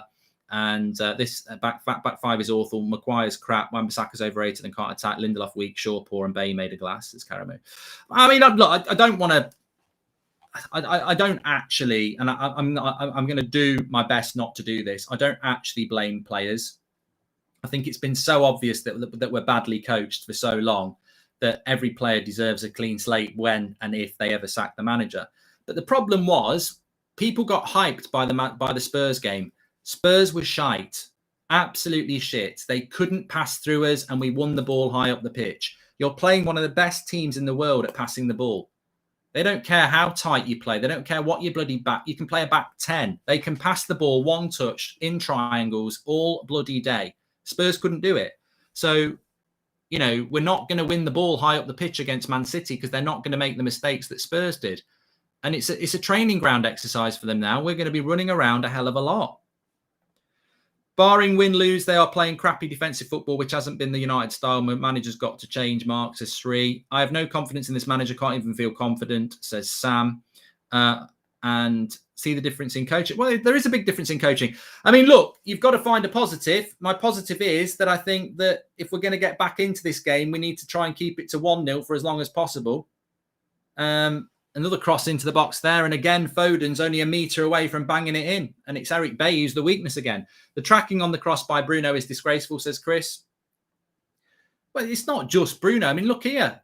Eric Bay's lost his man. That's so close to Foden again from a cross. Would the protests resume if we lose? The boycotts, fans must step up, resist Glazer propaganda, says Kyle. But it's so interesting, isn't it? It's so interesting because we spoke about this. We spoke about the first 10 minutes in a game and how you need to get the crowd up, especially when you're at Old Trafford. And in the first 10 minutes, we're 1-0 down. You know, the game's hardly gone. The game's hardly got going and we're 1-0 down. Like, fans are pissed off, confused, concerned already, and we've only been playing 10 minutes. The job of the manager of Manchester United is to make it an intimidating game for Man City. I mean, you know, when you think about it, we've basically submitted. We've basically said from minute one, you can have the ball and dictate the game. Well, Man City, you know, that's like a wolf coming round and you've stuffed the pig for them. You know, he's there basting himself. He doesn't, you know, the door's open. He ain't got to blow the bricks down. He walks in the house and there's the pig basting himself saying, I'll be ready in about half an hour. You know, it's like, keep the door shut. Keep the wolf from the door. We basically just said to City, come and play against us and we'll see if we can beat you. 3 games to save his job, only 4 points from 9. It's not enough, says Dazu. Mark, I'm tired of Ollie. He's raising my blood pressure. He needs to go, says Christopher Day. And Spurs shouldn't have been a benchmark. All the signs were showing against Atalanta straight away. Nothing ever changed, says Jake. Well, Spurs were shit and we were lucky against Atalanta. That's what we were. Hashtag ask Goldbridge. Ollie won't go more attacking now. He'll freeze because he's fearing another Liverpool if we open up. Well, to be honest with you, that's from at I'm Edwards. Our best chance in this game is to keep the score to 1-0 and, you know, somehow try and get a set piece or something and you know, get a 1-1 draw out of it, because I can't see a second half Villarreal against the Man City. You know, Villarreal sort of shit themselves a bit. Atalanta, you know, they were the underdogs, that they want to hold on to something. I just can't see Pep going defensive against us. Why would you do that? Pep will know if he goes defensive against us, you're inviting the cross, you're inviting their moments. I just can't see it. This is a total failure from the club, top to bottom, but no coaching from Ollie or his staff is not good enough. Need coaching or a manager, says Mohammed.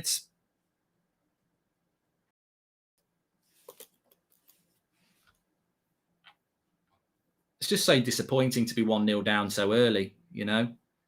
And I haven't even noticed McTominay or Fred yet. 15 minutes and I've not even noticed McTominay or Fred. 75% possession.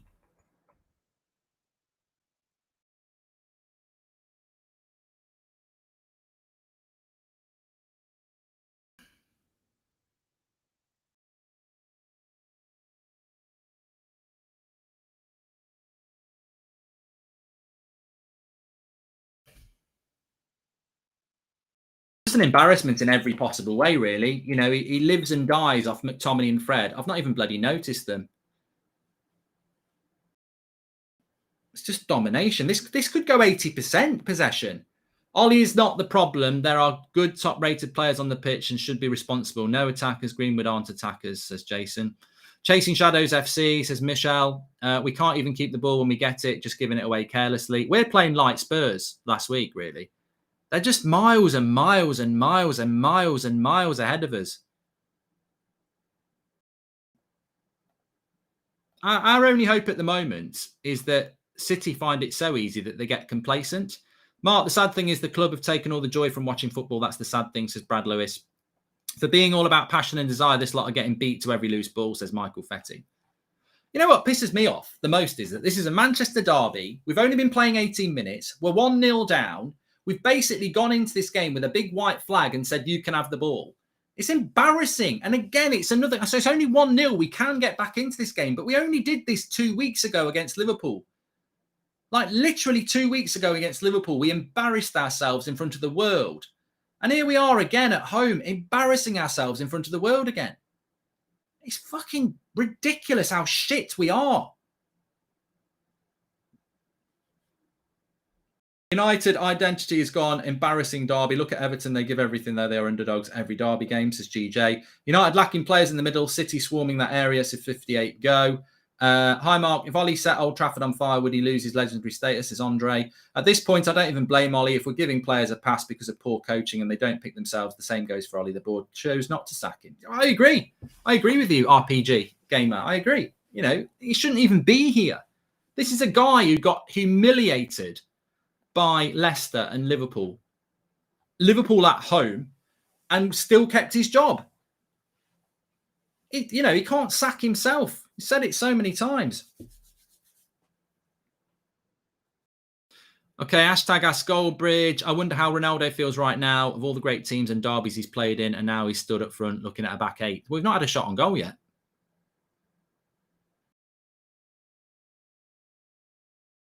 Look at the way it's men against boys. They're knocking it around like it's a training ground exercise. They're growing in confidence as well. It's humiliating. It really is humiliating. If this was United against City, I'd be overjoyed. I'd be like, this is easy. Unfortunately, it's United against City. And I think if another goal goes in, Maguire is another Phil Jones, says Real New Money. Well, here we go. Edison to Ronaldo down the left-hand side. He's offside.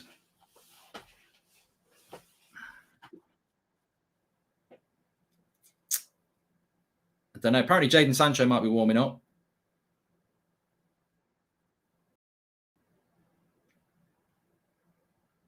Well, I think he has got to change it, hasn't he?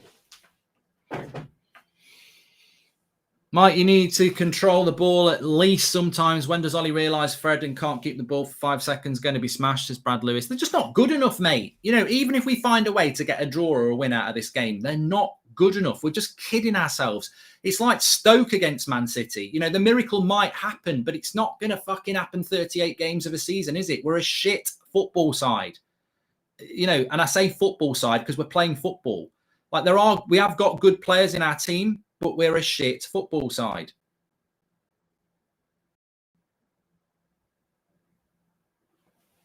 Who's Fred and McTominay marking? They couldn't get the ball off City if he gave it to them, says David. Fans blaming the players are as much to blame as the Glazers for burying the club, says Rohit. I can't watch this crap for another year. I hope City win by a landslide to get us a new manager, says Sean Atwood. And City pinging the ball around like they've been coached properly, says Marcus. And crazy how we're playing worse against Liverpool and City this season than last few seasons, says Marcus, even though we've got a better squad. Well, we just can't get up the pitch. We literally cannot get up the pitch. And McTominay's just been sent back to bloody Scooby-Doo land there. Cancelo's just made him look a right idiot. Okay, now it's embarrassing. Their left back, Cancelo, has just made McTominay look like a little boy. He's absolutely took him apart there. And Pep's actually the one who's more animated. And you know why he's more animated? Because it's like 22 minutes. We've only got 1 goal. We should have 2.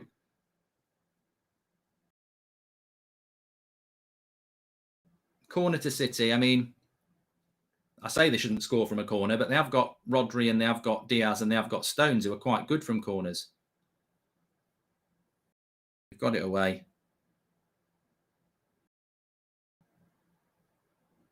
Bruno heads it away. Is McTominay playing like haven't seen him at all get in the game, says Jordan H. He is definitely playing because he just got skinned. Rory, thank you for the super chat. And would be great to see Donny and Sancho on. The difference they made in 9 minutes against Atalanto should have told everything. To Ollie, says JS. If Fred gives the ball away one more time, I'm going to implode, says Iram. And question mark, are they that good or are we just that bad, says Stephen Atkinson. I think other teams would give City a more difficult footballing game. But I mean, look, the reality is it's 1-0. It's not 2-0. They've not had loads and loads of chances. Can't take this anymore, says 3. They've not had loads and loads of chances because we're playing a back 5. But, I mean, I would say just keep an eye on them possession stats because, you know, we're approaching half an hour. Maguire always has a look of pain and anguish on his face. Perfect to lead men into battle. Unreal. This man has the armband, says Alligator. Well, Ollie's going to be relying on a moment here.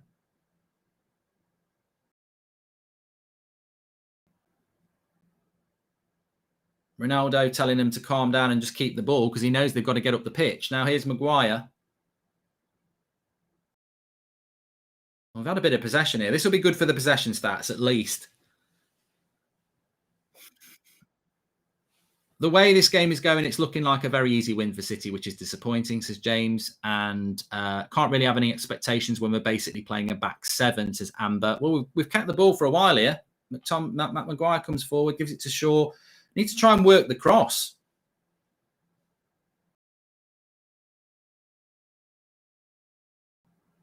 It's a good bit of possession here. We're not doing anything with it, really, but here's Wan-Bissaka. Go on. De Bruyne will clear that. Aram says, Neville's starting to make the story about Bruno showing too much emotion. Won't mention Ollie and lack of tactics, but we'll blame it on our best player. Mate, I think we all know about Gary Neville, don't we?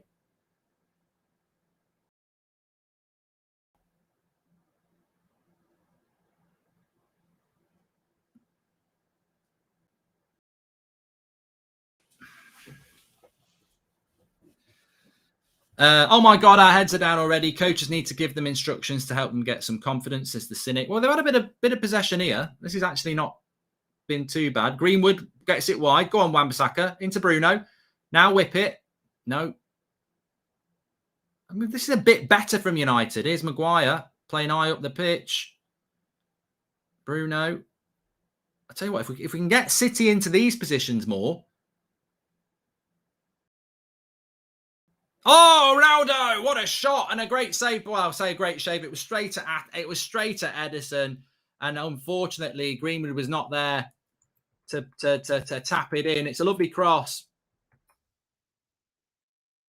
I'd have fancied him to score there. It's a difficult volley. It's a nice cross by Luke Shaw, and Ronaldo gets the volley off. It's straight at Ederson, and I thought Mason Greenwood was going to have a tap in, and he hasn't. Big chance for United there. Need to get the crowd up from that. That's what we need to do. And they will get up from that. This is embarrassing. I'm not even frustrated, says Uncle Drew. Feeling sad for 75,000 fans at Old Trafford, says Chandrode. City players doing training drills. Mark, do you see Fred and Scott? They create no space. They play in the same damn zone, says James Kang. And Eric Bay is the first Eric to score in a Manchester derby since Eric Cantona, says Harry Ellis. Thanks for that. Ollie just sat there, shows everything. Pep more animated, says Tony. Well, we've had a big chance there. We need to build on that chance. You know, possession will be coming down now. Man City have sort of given us a bit of possession here. They can't get the ball. 65% possession for City now. It's coming down.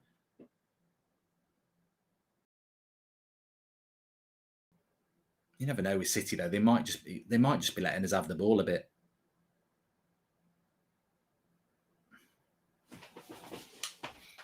It's not over yet, says Coco. Still only 1-0. Yeah, it is not over yet. And if we could get the next goal, it's a big if.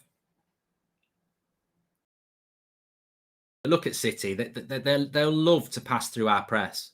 And what's Fred doing there? Why is Fred playing as a right-sided midfielder? You're meant to be a left centre midfielder, mate. He's out of position now. Woefully out of position. Oh, we've won it back. What's that from Maguire? Fred's almost playing as a bloody striker now. I don't know what we're doing here. Do not know what we're doing. Weird. Weird. Foden's in down the left-hand side. I don't know what we were doing. Jesus. What a save by... Is it a block by Maguire? Is it a save by De Gea? It could have been 2-0. What a save if it was De Gea. What a block if it was Maguire. It should have been 2-0.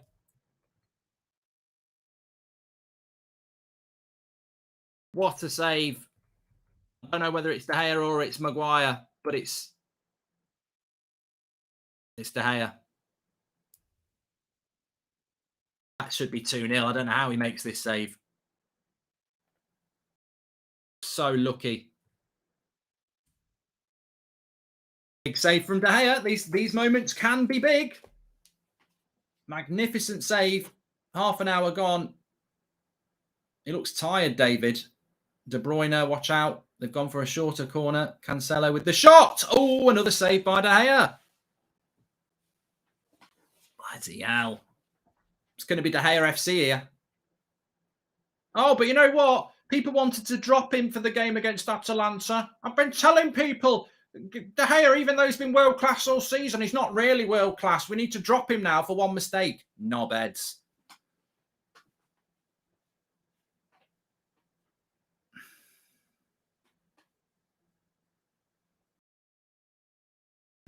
I mean, why are we not closing people down there? They're doing a bloody Paul Scholes against Bradford there. De Bruyne just chips it up to the edge of the box for Cancelo to have another volley. I mean, he's literally just had a shot from the edge of the box from the previous corner. This time he's getting it laid up as a volley. Where's the closing down? Like bloody snowmen.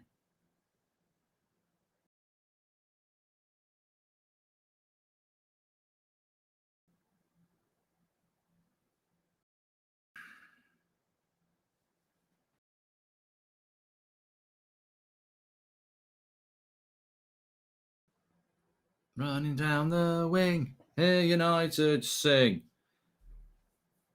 Viva Ronaldo.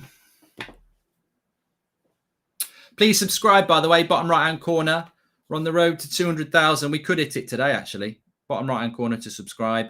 We've got player ratings in the second half, match reaction, fan vlogs. Long way to go in this game, hopefully. We're actually only 600 away from 200,000. Thanks, everyone, for subscribing.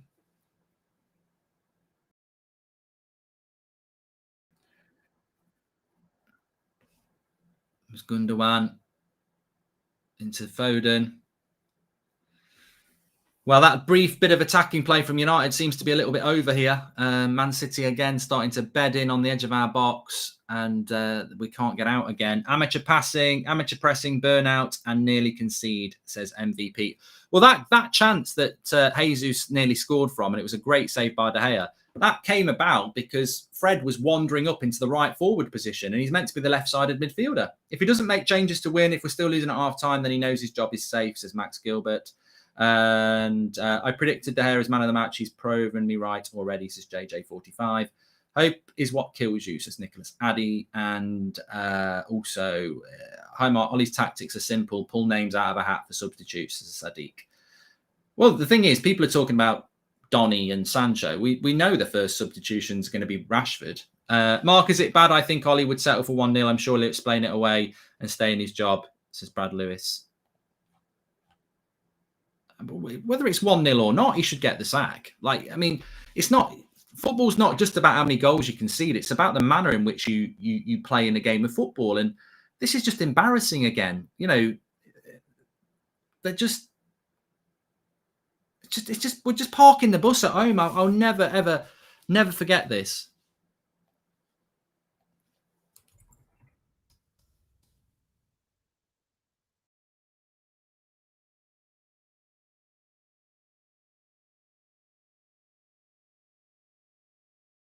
Nearly another own goal. De Gea saves from Lindelof this time. Bloody hell.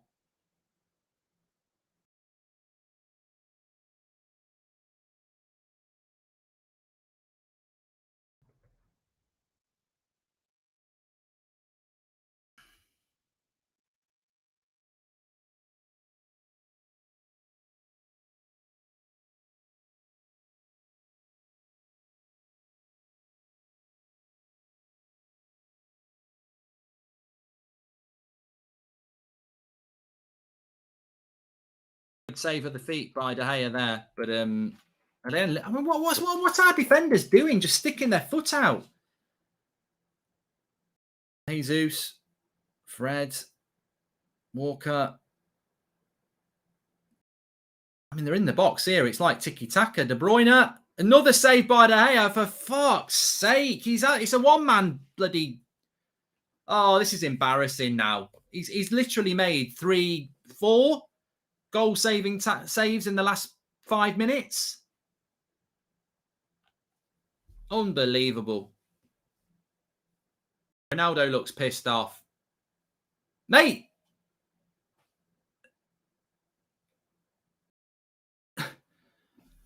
What do you expect, Cristiano? You're backing this prat as a manager. He's bloody useless. Listen to us. Another save by De Gea. For fuck's sake. I'm not joking. He's just made another one.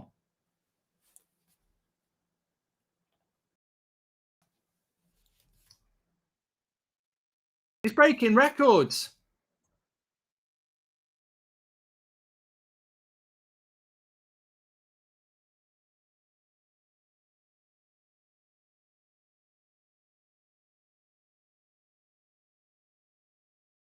Ronaldo shaking his head from the previous corner, mate. This is what happens when you back your mates.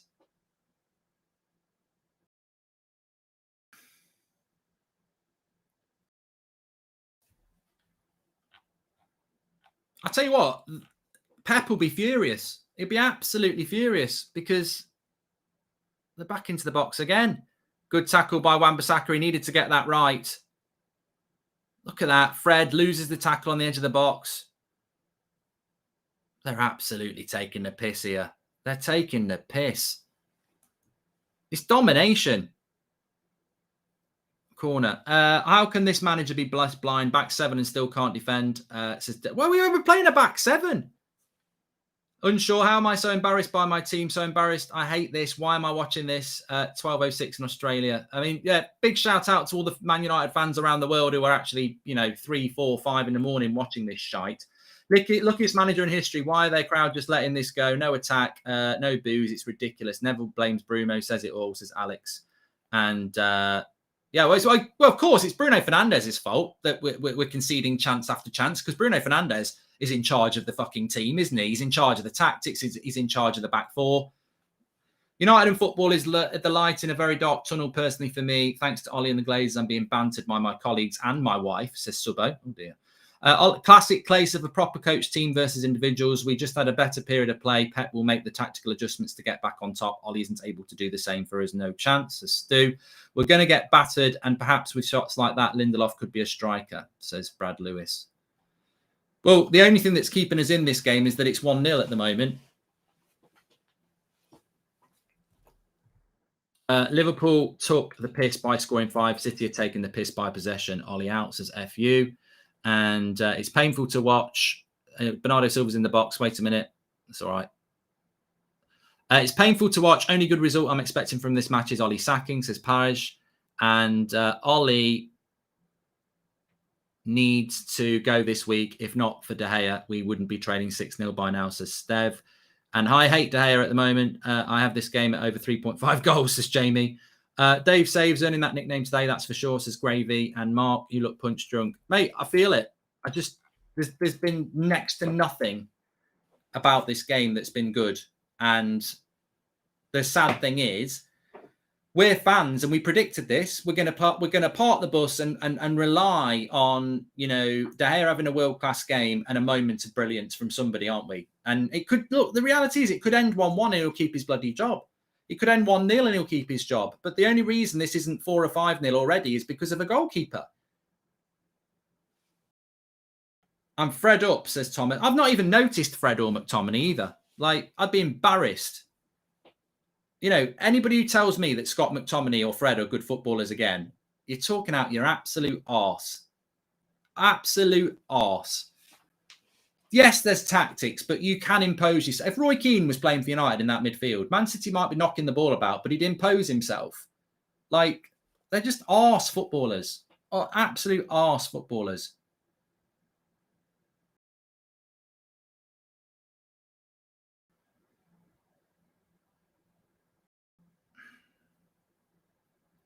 Greenwood and Ronaldo in the graveyard shift.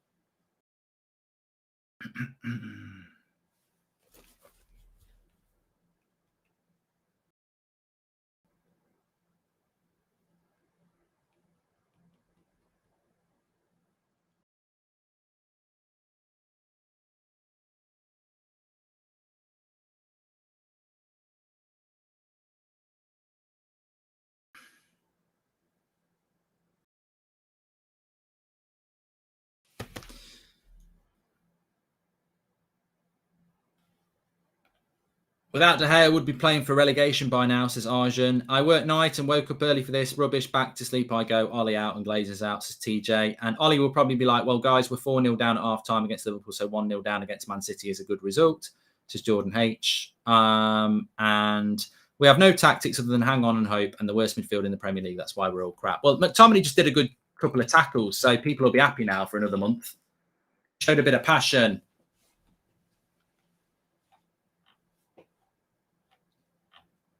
But it's 1-0. You know, the thing is, it's 1-0. A goal could change a lot. And it almost feels like that might happen because it's been a domination from Manchester City. I mean, we're just about to hit 40 minutes. And they've made a mistake here. Come on. That's got to go into Wan-Bissaka.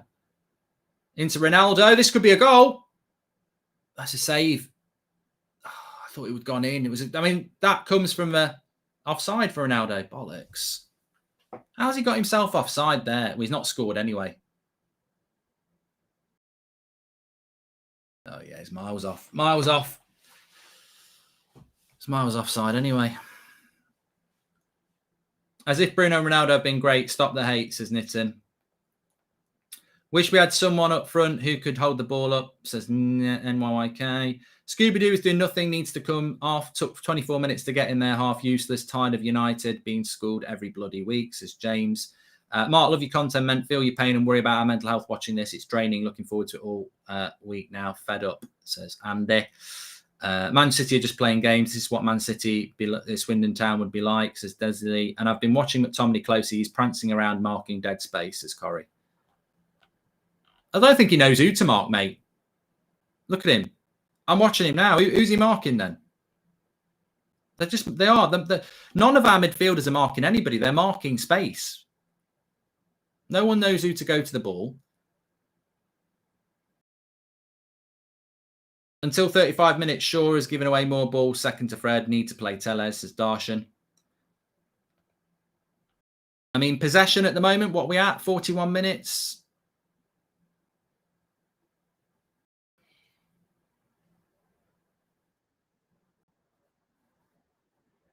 66%. How can Ollie think McFred are when his tactics is to bypass them at every opportunity, says James? Because they're not there for that. How long can we go like this for De Gea versus Man City, says Sander?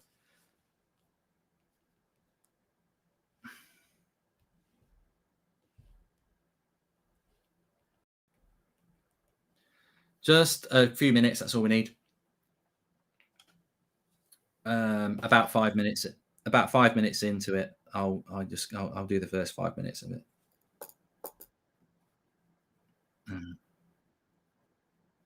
Yeah, we can do that. I'll literally only be like 30 seconds. Yeah, well, probably a bit longer. Yeah.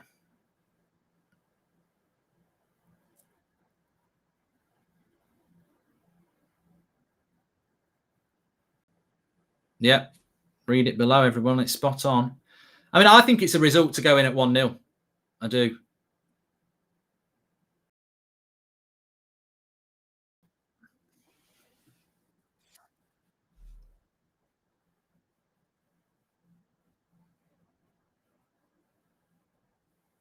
Great. Is Greenwood playing Don nothing, says Anthony. And we're literally just hoping for a bit of Ronaldo brilliance, ain't we, says Alaric. Do you think if we had played Donny in the middle, we would have had more of the ball, says Karan? I mean, look, you're playing against a good team. We're playing against a good team. I don't know whether Donny van der Beek or Jadon Sancho make any difference here. I mean, you know, they're better than some of the players that are playing 100%, but, you know, we are playing against a well-established, good coach. Oh, here's a mistake. Go on then, Ronaldo. No, terrible ball. Apparently, there's a tweet just gone out about Zidane. I'm just going to have a quick look at it. Not a good one. MUFC, well, he's saying he's been told exclusively that Zidane is waiting for the France job, which will become available when Deschamps leaves in 2022.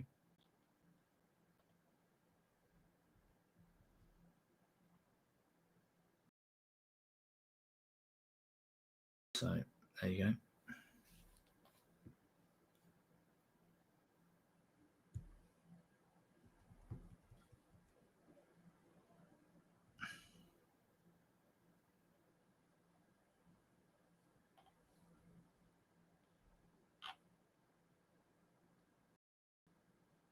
Schweinsteiger's just tweeted, the idea of football couldn't be more different between these two teams. I wish United would be more active and not chasing the ball non-stop, losing their energy, take away the ball off Pep's team. Yeah, that's what I mean. It's going to be very tiring for United. And it is. If anybody's played football, I know it's a cliche, but it's so much harder when you haven't got the ball. You know, you don't notice. It's like going, you know, if you're into your fitness, going on a run is hard work because you've just got you and your legs and your brain. Going and playing five-a-side for an hour, it's a goal. I fucking believe it. It's a goal. Absolute shit defending. You won't believe it. You can't believe it. I tell you what, it must be fucking snowing in Manchester, not raining, because we've got snowmen at the back. Walking in the air. Piss off. Absolute jokers. The cross comes in and they've all ignored it. Fucking 5 of the bastards. They've ignored it. I can't believe it's gone in. So basically, we've got 5 defenders here. But no, I don't know what's gone on. I think De Gea's like, I don't know whether De Gea might have done a little bit better, but the cross comes in. There's 5 of them. McTominay, Lindelof, Maguire, Luke Shaw, and it's just been poked in on the back post. Nobody's attacked that. That's Harry Maguire's fault. That's Luke Shaw's fault. And then David De Gea, he can't do anything about it. Bloody hell. That's not De Gea's fault. It's a point blank shoot at him. He can't get his hands sorted in time. That's dreadful defending by Shaw.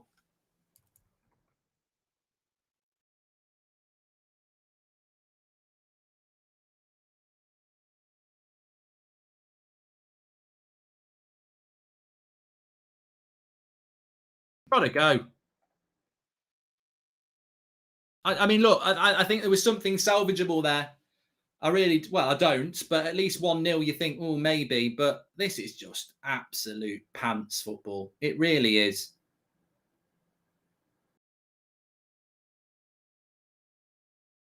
And that's half time. It's 2-0 at half time.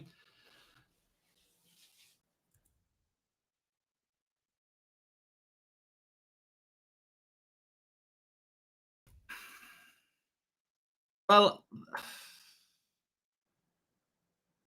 that goal is don't put him on straight away because I've got to talk about half time for a few minutes. That goal at the end there is totally deserved by Man City, but it's like a hammer blow. I thought we were going to get to half time 1-0. Maybe there's a miracle in the second half, but Man City totally deserved that goal at half time. But Manchester United, I mean, we're playing 5 defenders. We may as well play 20. They're bloody shit. Absolutely crap. The funny thing is, Man City have carved us open more times than a Christmas turkey, and David De Gea stood up to it every single time. The 2 goals we've conceded have been defensive errors. Obviously, Eric Bailly on the first one, and then Maguire and Luke Shaw. I mean, you're playing for Manchester United, lads. Go and attack the ball. They're looking at each other going, I thought you were going to... It's like the bloody Chuckle Brothers. To me, to you, to me, to me. They're like bloody snowmen, like I said, melting away under pressure of Man City and Bernardo Silva on the back post. Walking in the air, bloody tossers in the street they are. I mean, they're just knobheads, absolute knobheads. Go and win the ball. It's on the... There should be like a bloody book on how to defend at Manchester United, and it's based on clips of Nemanja Vidic. When there's a ball coming into your box, screw everybody else and win it. Don't wait for somebody else to do your job. Win the bloody ball. If you clash heads, but you win the bloody ball.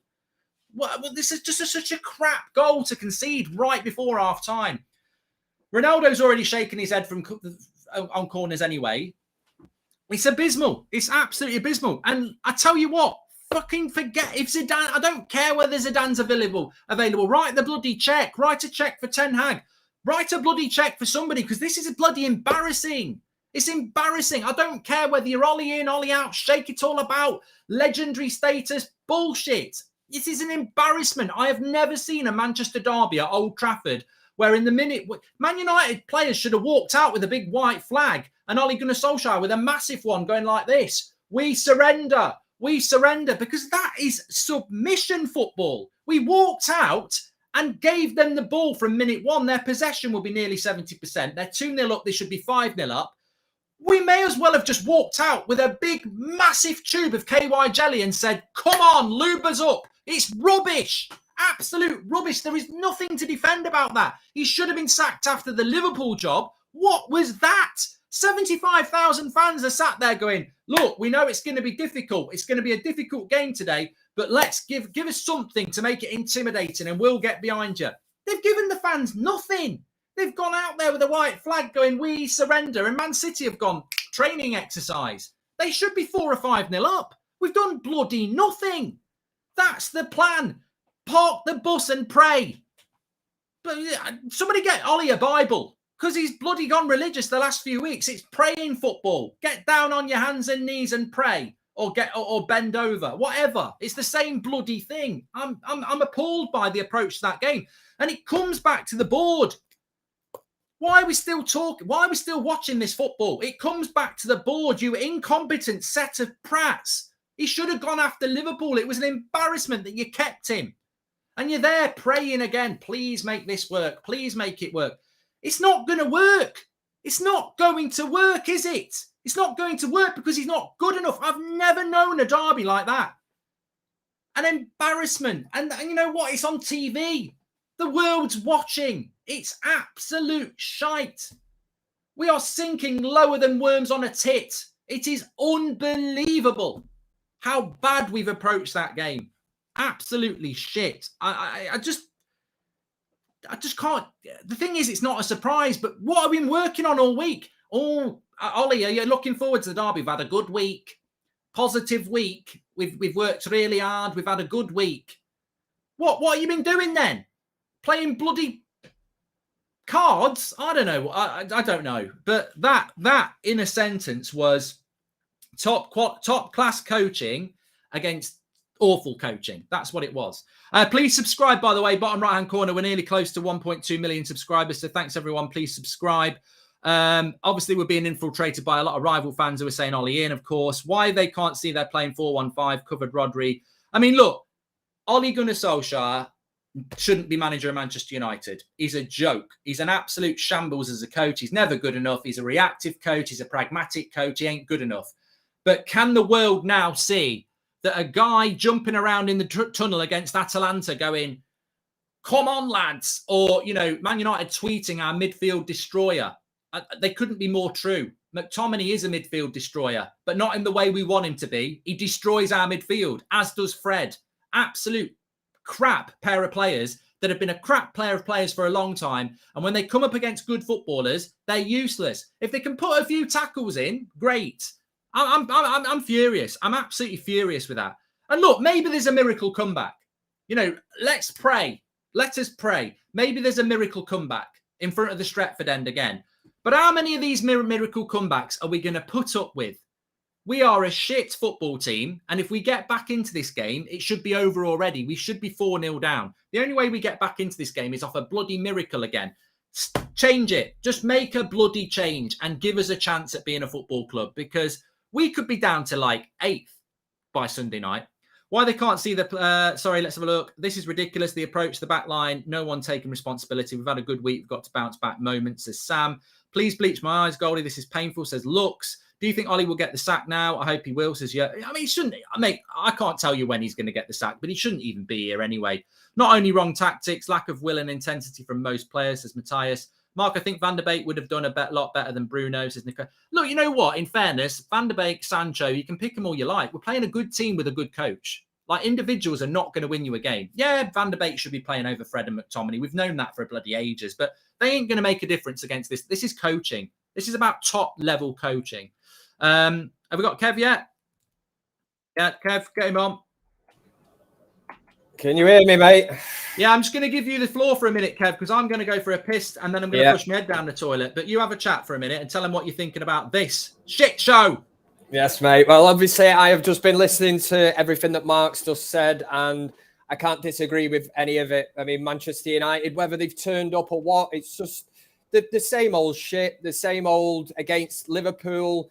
And I can't believe it's only 2-0. I know that Ole Gunnar Solskjaer likes these analogies about boxers and throwing Tyson Fury in. And if this was a boxing match, it would have been over after the first round. We have not laid a glove. Apart from the Ronaldo chance, we've created absolutely nothing. I think I've wrote down there 25 minutes almost just to get out of our own half at Old Trafford against Manchester City. Now, I know Manchester City are a good team, the champions and that, but this is at Old Trafford.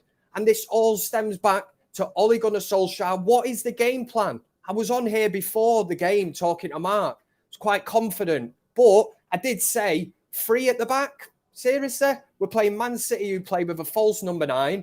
Who are these? Bailly, Lindelof and Maguire. Who are they picking up? Absolutely nobody. They don't know what they're up to. They are basically marking space. They're absolutely, it's shambolic at the back. And I said to Mark before this game, I said, if we fall behind early, the thing about playing this 3 at the back, which when you watch it on the telly, it's a flat back 5 because Luke Shaw's not getting out, Wan-Bissaka's not getting out. So you're playing in theory with a flat back 5 and 2 holding midfielders. And Fred against the likes of De Bruyne and Bernardo, it's just painful to watch. And it is up there with the Liverpool game. I know we're not 4-0 behind, but it could have been, it should have been. And without David De Gea, where would Manchester United be? And I know Mark's just said that by the end of the weekend, we could be 8th. We could be in relegation, right? If we didn't have David De Gea in the net for Manchester United. And this will get worse. I cannot see any comeback. I've not seen anything to suggest anything that Manchester United are going to... Will he make changes? He has to make changes. At the risk of repeating myself, we are playing with 3 centre-halves who are marking nobody. They're looking over the shoulders. They don't know what they're doing. They're marking space. They're not actually marking anyone. I tell you what, Kev. There's just no outlet or anything. I'm going to call this out now. I'm fucking fed up of this. I've just had messages and I've just checked it on Twitter. Gary Neville's blaming De Gea for the second goal. I mean, I tell you what, this is the problem with Manchester United Football Club. And I'm not specifically talking about Gary Neville. I'm talking about the media, certain fans, ex-players. This British bias is sinking this fucking football club. And the Ollie bias is sinking it as well. We've had backing of Ollie for too bloody long. And now you've got, I like Luke Shaw. I like Maguire. They're playing shit this season. They both are at fault for that goal. De Gea doesn't see it till it's too late. And Luke Shaw and Harry Maguire should attack it. But it's David De Gea's fault. He's just saved about 5 goals in the space of 3 minutes. Exactly. Like, it's just unbelievable. The rhetoric at this football club is ridiculous. Stop defending your bloody mates and start defending your football club. Because I tell you what, if we're going to play an important game, I want De Gea in goal. He's one of the few players this season that I would pick every bloody day, every game of the week. Yeah, I'm appalled, Kev. I just think that I don't think he's going to get the sack. No, And one thing is clear here: if that same team walks out after half time now, I mean, I'm being very reserved. I'm trying to watch this as a Man United fan, and I'm looking at it, but we're not football experts. But you can see that the shape, the formation needs changing now at half time. If you've got any way of getting back into this game, you have to score the next goal. I always say about Ole Gunnar Solskjaer, has he got the big balls to make the calls? And he hasn't. When it comes down to substitutions and decisions, he just hasn't got the balls to make it. And we spoke before it, and I'm saying the formation and the way that he's set up is negative. It's Louis van Gaal, it's Mourinho, it's part of the bus. Shit football. And it's shit to watch. 25 minutes almost to get out of our own half. It's unheard of at Old Trafford. I can understand if you're playing, I don't know, some Champions League game against Real Madrid, Barcelona, away at the Nou Camp, whatever. We're at Old Trafford. You've got the fans behind you, and they've given nobody, the fans, absolutely nothing. Where's people getting stuck into challenges, setting the tone for the game? We have just sat back and basically, City, what are we doing? We're just tickling the belly. They're absolutely taking the piss. It should be, I cannot believe it's only 2. It should be more than 2. And things, if it stays like this, it's going to get a hell of a lot worse. And here's me joking before this game saying, hopefully it won't be as bad as the Liverpool game. And this could easily, if City want to turn this on now and they really want to, go at us and make this an absolute embarrassment, which they will do, Guardiola's not going to go in half time and say, go a bit easy now. Manchester United, the game's won. No, go out, put them to the sword. And Solskjaer will have nobody to blame, because this comes down to team selection and formation. I cannot believe we're playing with a flat back 5 almost. City have just penned us in all half. They've sprayed passes left and right. And we've got the likes of Fred in midfield just running round, and nobody knows what's going on. Bar that Ronaldo chance, which Ederson makes the same save. We have done absolutely nothing. We're not even competing. Not even Old Trafford competing. as well. Yeah. 75,000 fans in a derby at Old Trafford, and we're putting in a performance like that. And we've said it so many times, Kev. If this was Jose or Van Gaal, he'd be booed out for it. If this was Mourinho, club. Yeah. But because it's Ollie, they'll probably be singing Ollie's at the wheel. It's just. And the Glazers have been very clever in what they've done with that. If they've played on people's emotional, Jadon Sancho's coming on second half, but I mean, I don't know how to say this, but to be honest with you, is it not just better that we lose this game and he gets the sack now? Because if we find a way back and win it again on passion, he's done that against Atalanta, he's done it against Villarreal.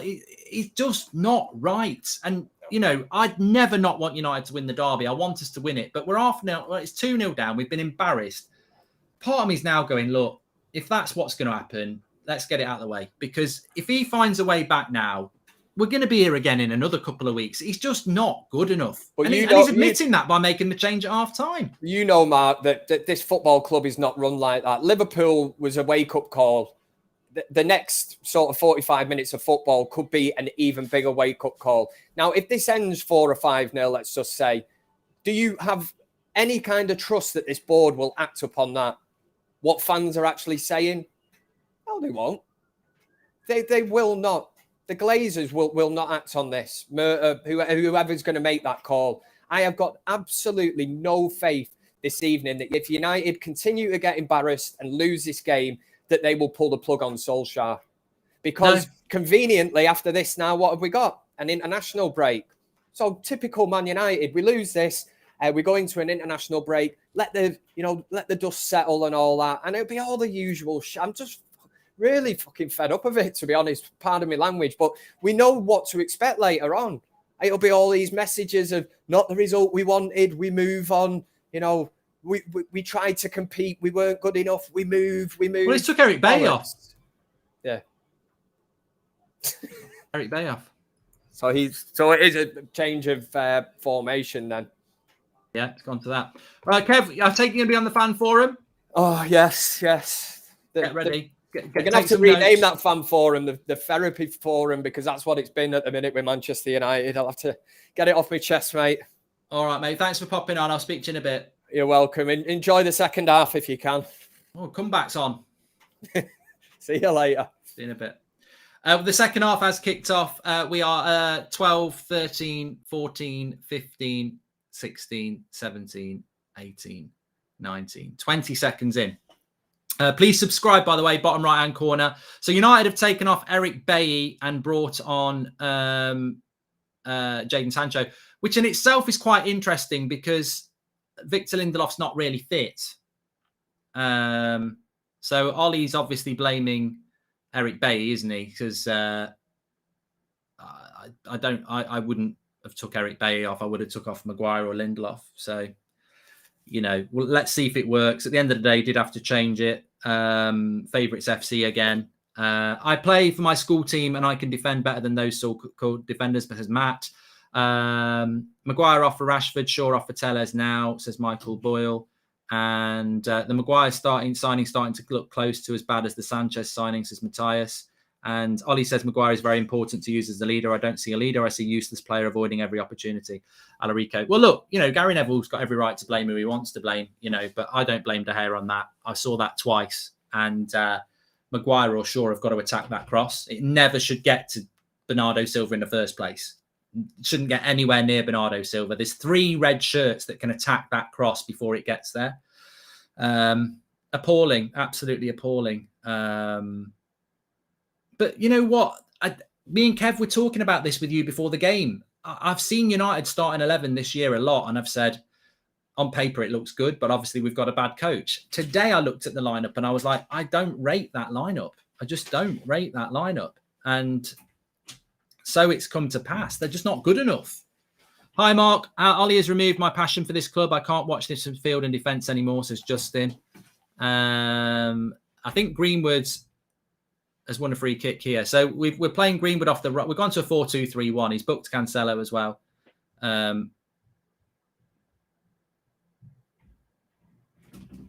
Ironically, we bought on a set-piece coach this summer to improve from last season, but gave away most goals and crosses and set pieces, says Darshan.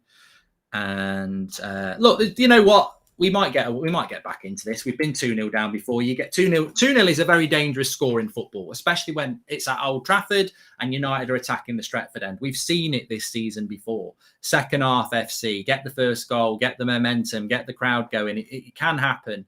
And that cross from Bruno is not too bad, actually. It's just too far ahead. We're actually losing the ball from short free kicks before the TV replays have finished showing the foul. As for McTominay, the refs had more touches, says Duncan.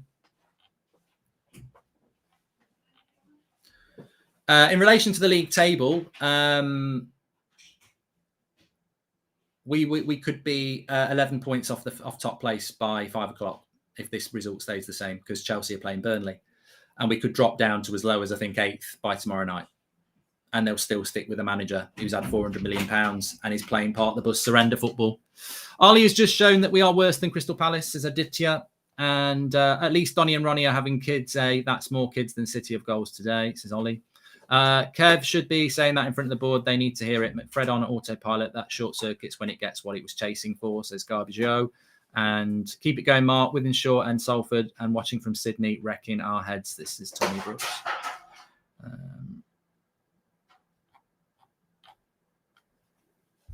Well, there's an offside there. I don't know what to expect in this second half is basically what I would say.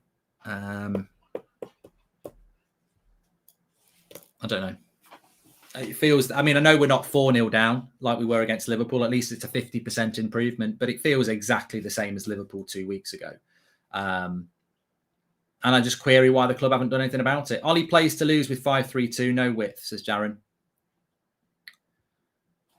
Here's Ask Goldbridge. How many times does Ollie need to start games without players that actually make a difference? Sancho, Donny, to eventually bring them on and change the outcome. It's so obvious that they actually impact the game in a big way. Look at Pep on the sideline as well. His team's 2-0 down, the same as Klopp the other week. They're winning the game and they're forcing the press.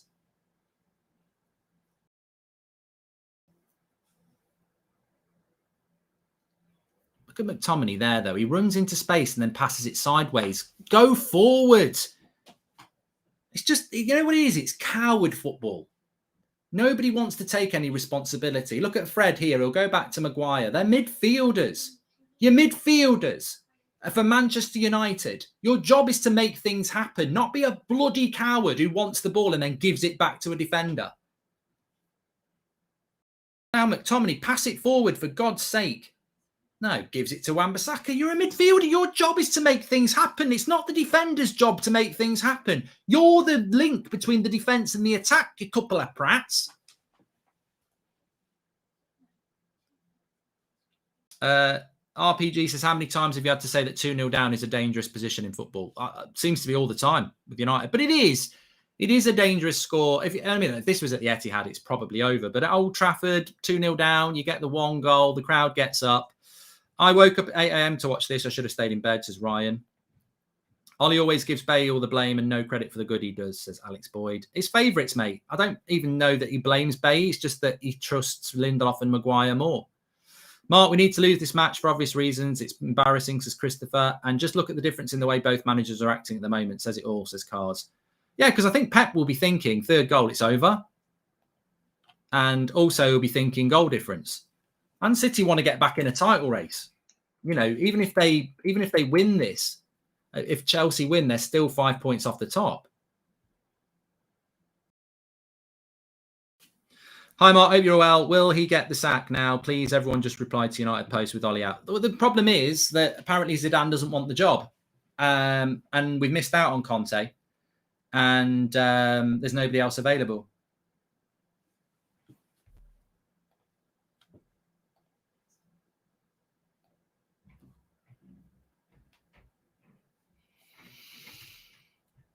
Please subscribe, by the way, bottom right-hand corner. Look at City here. They're just happy to just pass out from their in their own box. You know, through the press, they just pass out. Thanks, Stephen Myers, for the super chat. Mark, give it Zidane until the end of the season. If he successfully, might stay. If not, he can get the France job and we can pursue another manager, says Michael Nelson. I'd give it Laurent Blanc. There are options out there. Like Laurent Blanc could do better than this bunch of prats.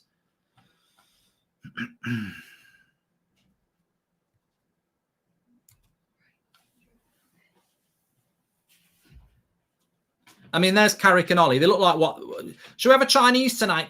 I don't know. I was actually thinking about an Indian. What about fish and chips? Eve McKenna, what do you want? He wants a pizza. You know, that's the management team of Manchester United, and they're sat there indecisively looking like they're trying to order what they're going to have for tea tonight. Here's City again. Bernardo Silva, Foden. That'll go for a goal kick. No, it goes for a corner. Oh, no, it won't. It will stay in play. This is from Nanola. Should we trust the process like Arsenal did with Arteta? Look where Arsenal are now. Oh, shut up. Arteta's been in the job a year less than Ollie, and he's had half the spend. That tweet has been deleted about Zidane, says Stephen Cherney. And Pep on the touchline, Ollie in the stand, keeping dry, has to go. Also, can you put minus numbers for the players in your match rating, says James. Hey, comebacks on, James. Don't be surprised if we come back. Losing this and losing to Liverpool is like losing a loved one. It's heartbreaking. I'd give it to Bruce over Ollie, says Quinstar. Game changer, Ronaldo changed his boots at half-time. Ronaldo masterclass inbound, says Liam.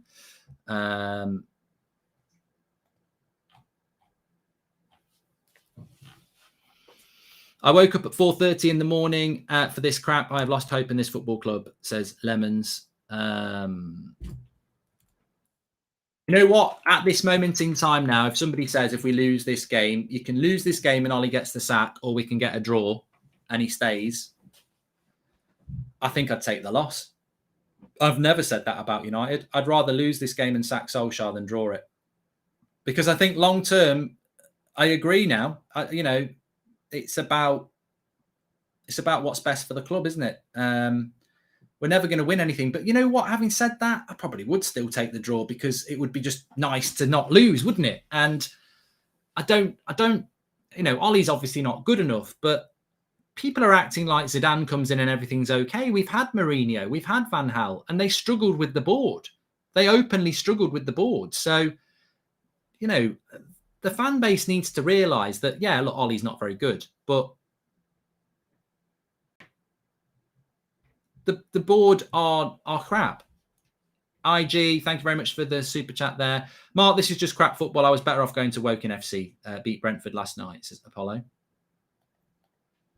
Get Ollie a blanket. He looks cold, says JP Smith. United fans are the problem. If you guys would expect a defensive coach, they might have got you Conte, says Theodorus. Welcome to Members Club, Jono.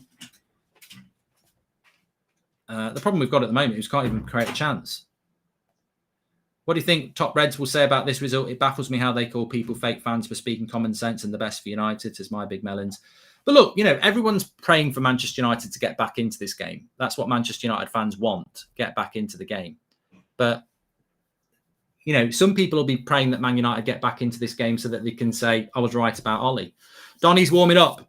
United Stand MUFC there on Twitter. Give us a follow on Twitter. So Donny's going to come on. I'll be interested to see who he comes on for.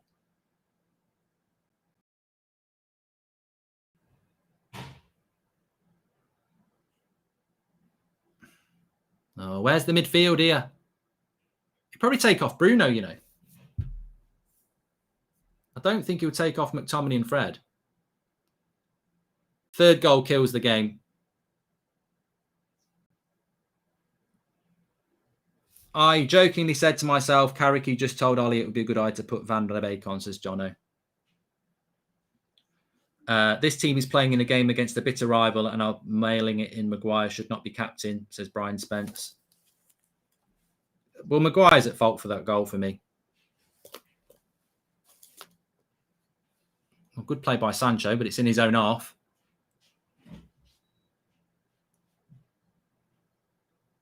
Ronaldo. Is that a foul? Bernardo Silva, yellow card. Kai says he's so happy that Donny's coming on. Oh, well, Ollie's probably bringing Donny on to save his bloody job. Mark, crowd singing Donny's name quite clearly. They all know, says Sam Claridge. Ronaldo doesn't deserve this, playing for such a poor manager who has tactics as good as my nan. By the way, she does know a thing about football, says D. This team is playing in a game against... We've done that one as well from Brian Spence. Thank you very much for the super chats. Please subscribe, bottom right-hand corner. Well, the thing is, remember, we can make substitutions, but so can Pep. He's got Sterling, he's got Mahrez, he's got Grealish, you know, he's got probably got Fernandinho on the bench. Doesn't deserve to put Donny on, Fred off, says Jaron Lewis.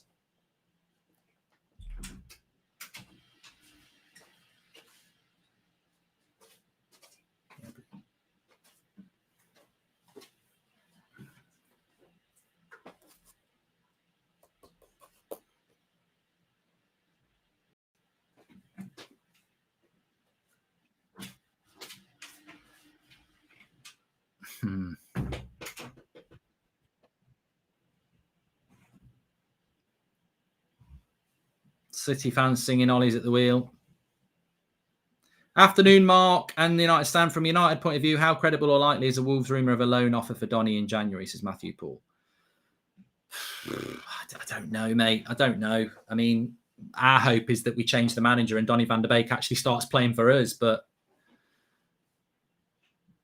here's Mason Greenwood. He will hit that. But you can't not Mason Greenwood. People will say, "Oh, greedy Greenwood," but what he's doing is what the blueprint is for Ollie. I mean, on another day, he bangs that in the top corner, and everyone's like, "Yeah, we're back in it." But you know, you can't keep living off these moments. That's what we do. So people moaning about Mason Greenwood, but how many goals have we scored like that over the last 18 months? This is good. We've picked up. Oh, Fred ruins a situation there where Man City make a rare error and we're on the edge of their box.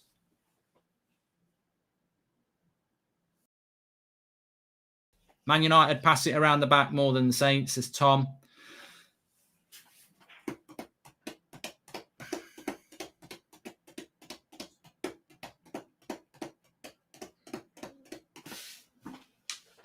Am I doing any other watch-alongs today? God, no.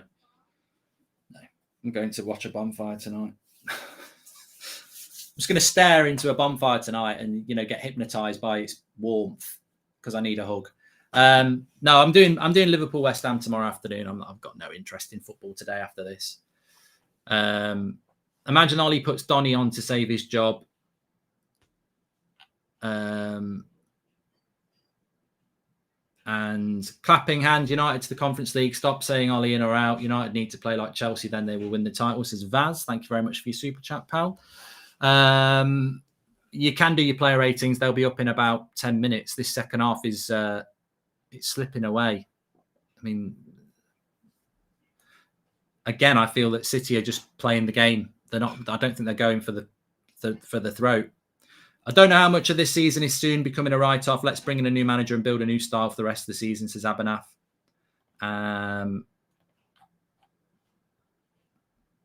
So embarrassing, City fans singing Ollie at the wheel. We bought Sancho to secure our right wing. He hardly ever plays there. That's reason enough to sack Ollie, says John. And Ollie isn't at the wheel. He's at the helm of the Titanic, says Marcus Led. Well, the interesting thing is, even if we found a way back in, we're not going to win the game, are we? The best we'll get out of this is a draw. And the interesting thing about that is that even with a draw, would still be 10 points off the top of the league when Chelsea beat Burnley. So a draw is a crap result. From this, you know, a draw is a crap result. We'd all take a bloody draw now, but a draw is a crap result. You know, we should be we needed to win this game.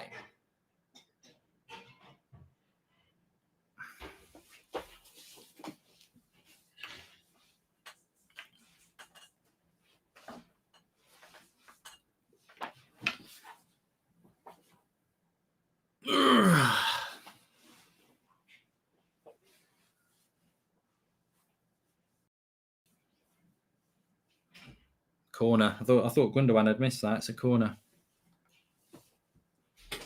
Headed away by United. I mean, it's interesting with Sancho. I mean, I know he's playing on the left and I do prefer him on the right. But the interesting thing about Sancho is that he actually does put a shift in as well, which is what we've desperately missed off the wing. Here's Bernardo Silva.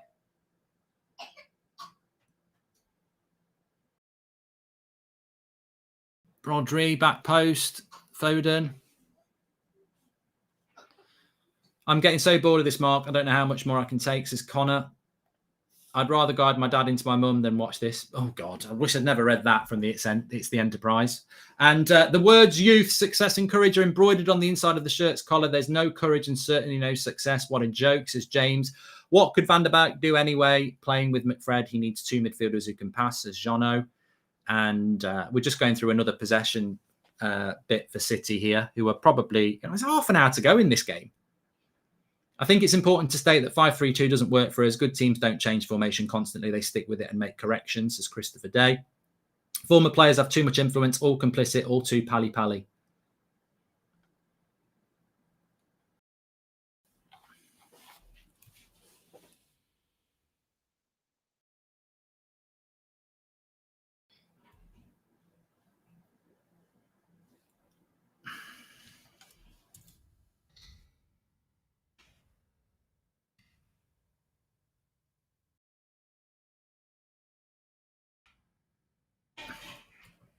City are currently... I mean, somebody said they're playing like it's a testimonial. Well, it's just too easy. They're just knocking the ball about. I can't believe that we're 2-0 down at Old Trafford in a derby and there's this level of intensity from Manchester United players. They look dead on their feet.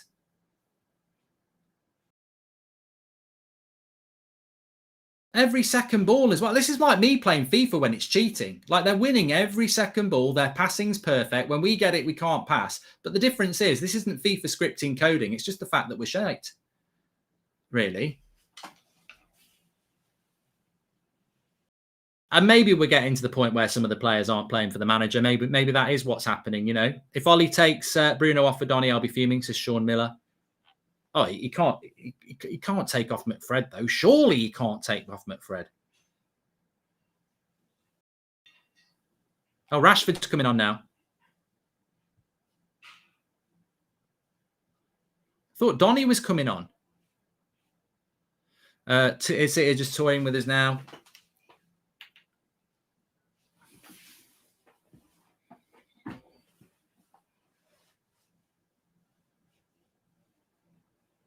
is Sancho, who's on the right, gets tackled.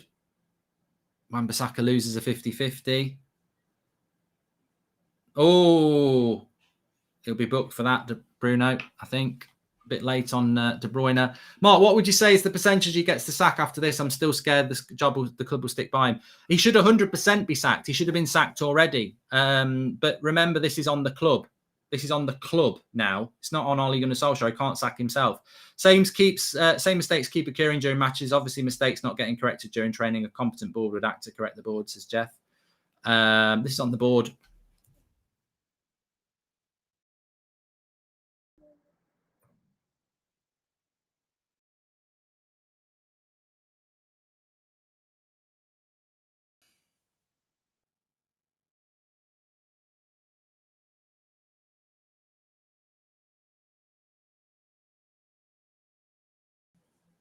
Van der Ven into the side netting.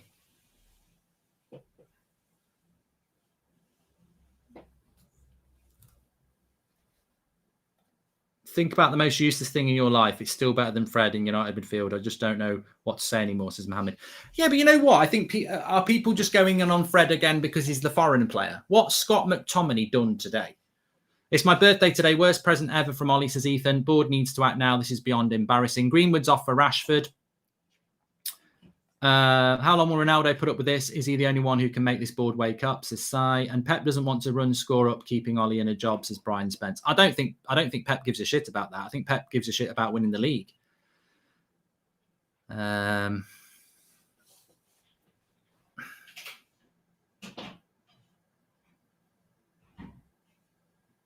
lot of rain.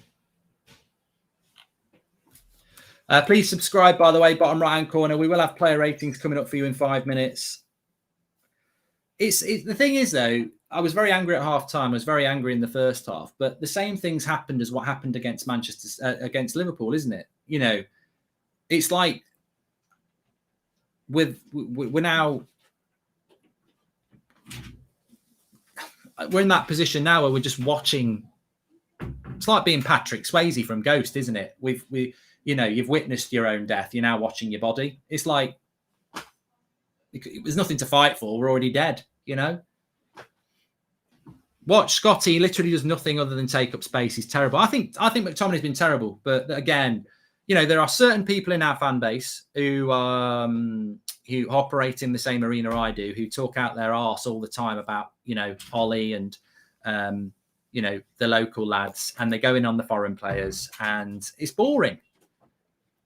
I don't have favourites, and I know a lot of you don't have favourites. You know what my favourite is? Here's my favourite. Here's my agenda. My favourite is Manchester United winning. My agenda is Manchester United winning. And if you're not good enough, you're not good enough. Like Luke Shaw, I really like Luke Shaw. He's at fault for that goal. Maguire's at fault for that goal. If Ronaldo misses a sitter and you should score it, that's Ronaldo's fault. Because for me, Manchester United, that's my favourite. And I'm fed up of the board. The board are a bloody joke. And I'm fed up of ex-players, you know, pally ex-players, and, you know, in relation to certain players as well. And you know what? That's no way to support a football club, praying that we're going to get a result so your mate can stay in a job, or praying we're going to get a result with English players because you don't really like the foreign players. You know, Manchester United is a football club that's always had foreign players. You know, always had players like that. And Tellez is coming on now for Luke Shaw, by the way. Watch Scotty, literally does nothing other than take up space. He's terrible. That was Michael. Fred has been better than Scooby-Doo. At least he's showing for the ball. McTominay hides all the time, says Ruben Mellon. You're making a big mistake by repeating Ollie can't sack himself. He literally can resign, says Andre. Yeah, but would you walk away from £7.5 million?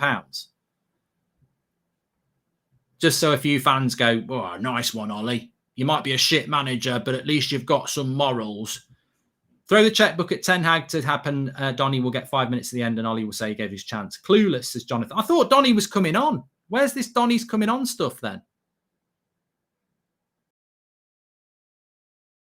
If the spine is what drives a team, then United have size. McFred are dreadful. McMagloff is miles below what we need. Keep up the good work, Mark, says Ali Miller. Well, are we going to get a last 20-minute push here? It's like being constipated. You can push all you like, nothing's coming out. And if it does, it'll be shit.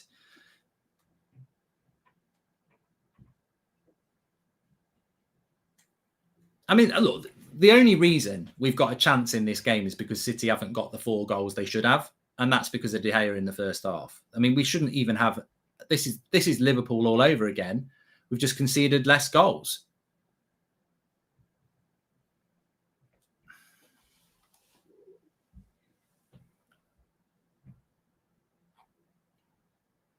This is embarrassing. I'm sick to my stomach, says P. Who would you point as the next Man United manager, says Henry? Well, I would have took Conte last week. I've always wanted Zidane. I mean, to be honest with you, literally anybody at the moment. I mean, City are so comfortable. They're passing out from the back in the pouring rain. Like, they're just not... They're not bothered. Their goalkeeper just waited for Fred to run towards him and just dinked it into their right winger. They're not bothered about this United press at all. Will they sack him though, says Muzzy, and Ollie scratching his head, he really doesn't have a clue. It's like a singing competition, and Pep Guardiola's Bono, and Ole Gunnar Solskjaer's bloody Ollie Murs. And even that's not fair, because Ollie Murs can sing a song. Ken Barlow.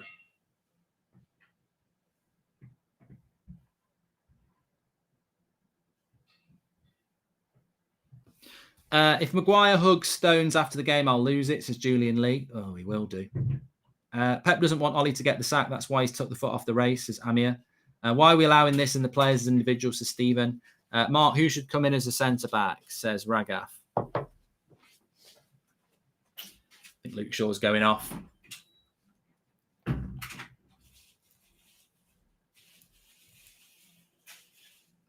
Played on with concussion, hasn't he?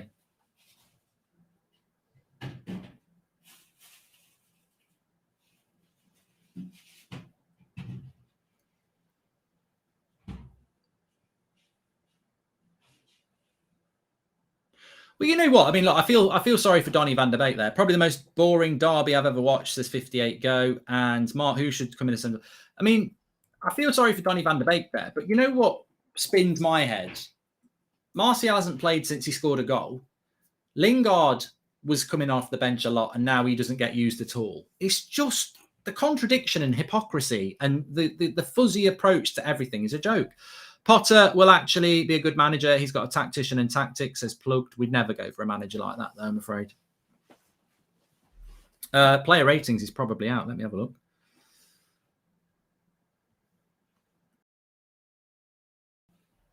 Yeah, okay.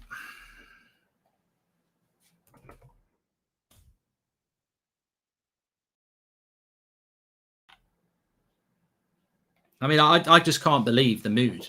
I can't believe the mood on the pitch. I can't believe the mood within the fan base that we are, you know, just destined. I mean, not even destined to lose, because you never know, anything could happen. But just the mood of the players in the second half. You're 2-0 down at Old Trafford, attacking the Stretford end, and you've done nothing. I don't think we've had a shot, have we? Have we had a shot on goal second half?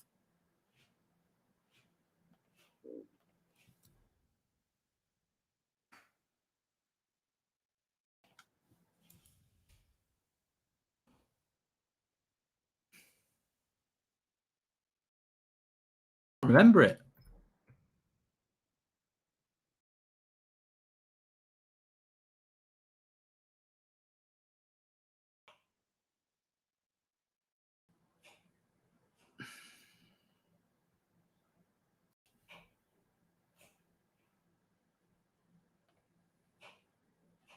Link for the player ratings is in the video description if you want to do yours early. Mark every player out of 10, 6 being the average. But I think, David De Gea was man of the match.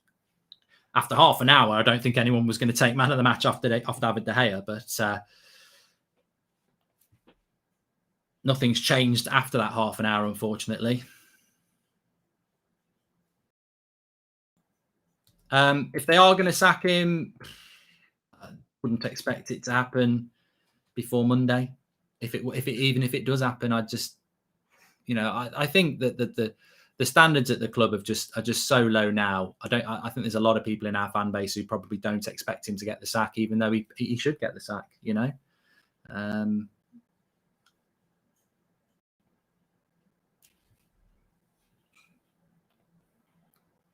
I mean, there's 15 minutes to go, and Man City. I've got draw team here. He'll tell me the possession stats in a minute, but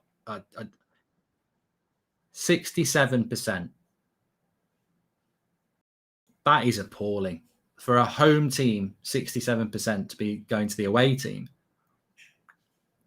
but in a Manchester derby as well.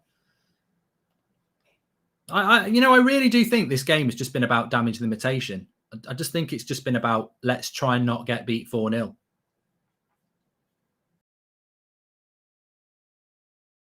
Oh, De Bruyne on the back post, volleys it wide. Could easily have been 3 there. It's getting hard not to see this as a positive as the solution to getting the coaches out, says NMCC.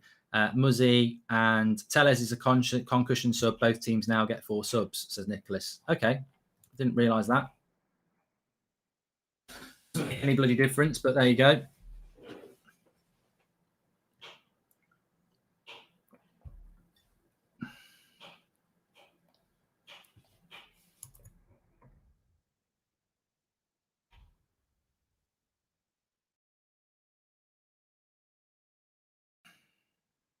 On the attack again. What's that from Fred? What the fuck is that from Fred? Trying to pass out from his own bloody edge of the box and gives possession up.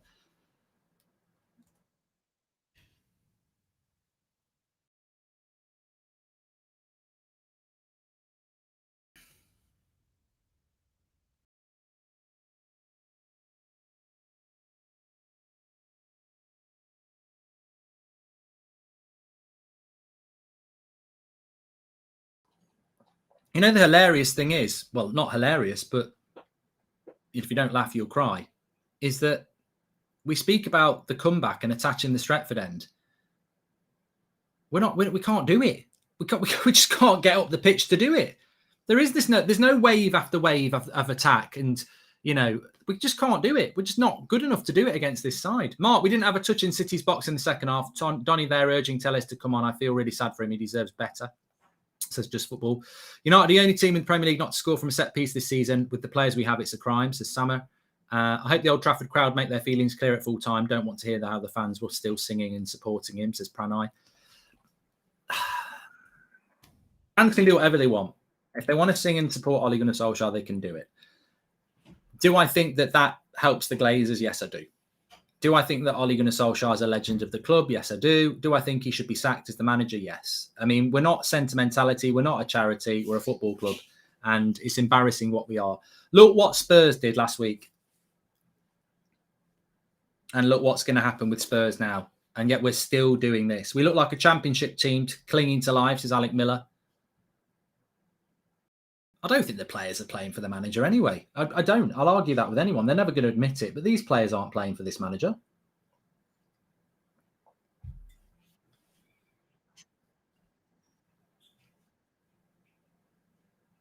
Oh, we're nearly on the edge of the box here. Wan-Bissaka to Sancho. Go on, whip it. Whip it.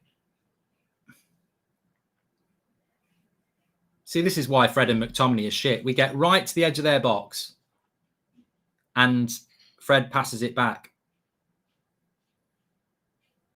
Whip it, Wan-Bissaka. You were right the first time. Oh.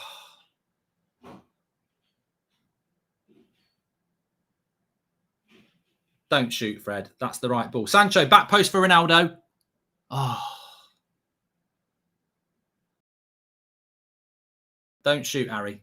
Tellez, cross it. Unlucky. That's what we've got to keep doing.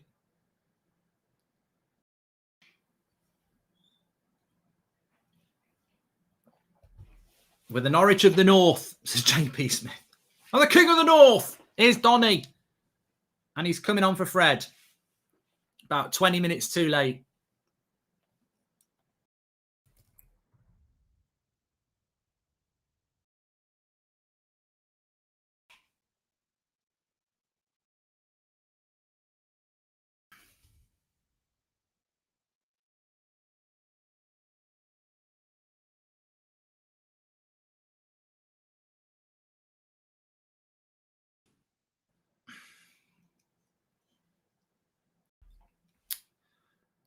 What's funny is that this is actually City playing poorly. Even Pep is screaming his head off on the sideline, says Iram. I think City have started to play badly because they're getting complacent.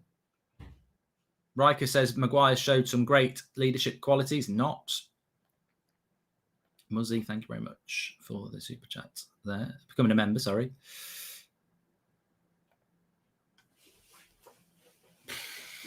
Well, we've got 10 minutes to get a miracle. Links in the video description.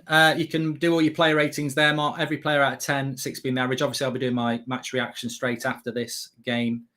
I can't. This is what always makes me laugh about Arsenal fans, right? They've been shit for a long time, Arsenal. They're doing better now, but Arsenal have been crap for a very long time. I never understood, like, when they lost at home to Man City, how they would... this could be 3. Oh, he's missed it. Foden puts it wide. That should have been 3. I never understood how Arsenal fans would be rubbish for years. Then they'd lose to Man City and go, I can't believe it. I can't believe it. Because it gets to a point when you're crap where you expect it. And I can't, we're here 10 minutes left in a Manchester derby, 2-0. And I'm relatively calm because I totally expect it. Totally expect it. This is where the club's standards have been put right now. And look, there might be some miraculous last 10-minute equaliser in this game or something ridiculous like that. But this is the standards of the club now. This is where they've put us as a football club now. And that Donny substitution is such a sympathy sub, says NYYK. Even my missus just asked who Donny was. She said, I've never seen him before. That says it all, says Dairy. And this is the team Ollie should start, says Ewan. Yeah, but you know what? I don't think Donny van der Beek or Jadon Sancho are going to make any difference in a game like this, simply because we're playing a proper football team with a proper coach. And look at that. It's just too easy. Too easy for City. Kyle Walker, if I was you, mate, I would... Oh, look at this. They're just taking the piss. That's from their own goalkeeper. Their goalkeeper was under pressure and they're up on the edge of our box in no time.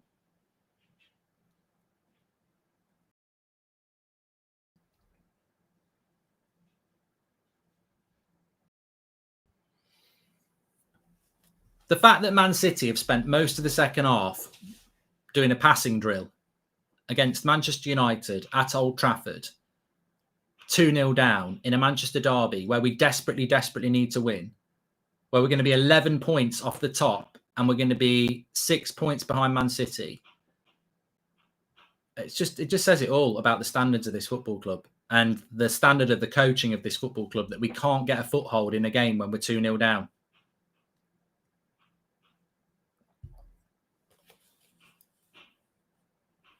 Attacking the Strentford end as well.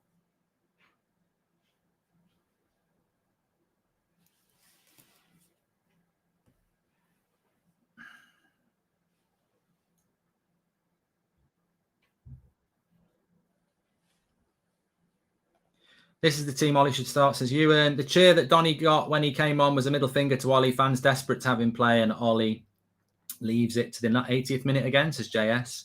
Got the entire international break now to get Ten Hag. Has to happen. Give him whatever he wants and hopes, says Jonathan. You know what? I'm not over the moon about Ten Hag. I would rather get Zidane. I really would. But if we can't get Zidane, you got to get somebody. And I'm not having this whole Ten Hag doesn't want to come to United during the season. He's managing Ajax. This is Manchester United, one of the biggest clubs in the world. You might never get this chance. It's about money. It will always be about money with Manchester United. Screw your club. I just want to enjoy Ronaldo for 2 years until he retires. Screw Sir Alex for bringing him here, says Karanth. I think we should scrap 3-5-2 for 4-4-2 to see if that works, says Darren. Adiola, thank you very much for becoming a member. Please subscribe, by the way, bottom right-hand corner. We will have a match reaction after this. A few home truths again, I'm afraid.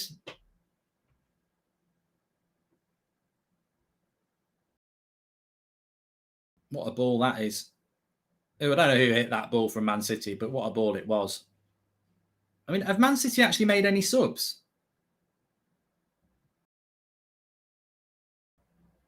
I think they've still got the same 11. He's not had to make any subs, has he? Can't remember if they made any subs, Man City.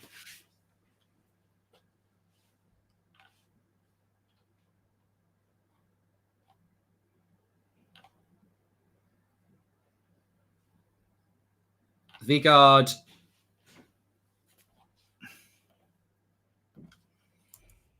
Pep hasn't even had to make any subs.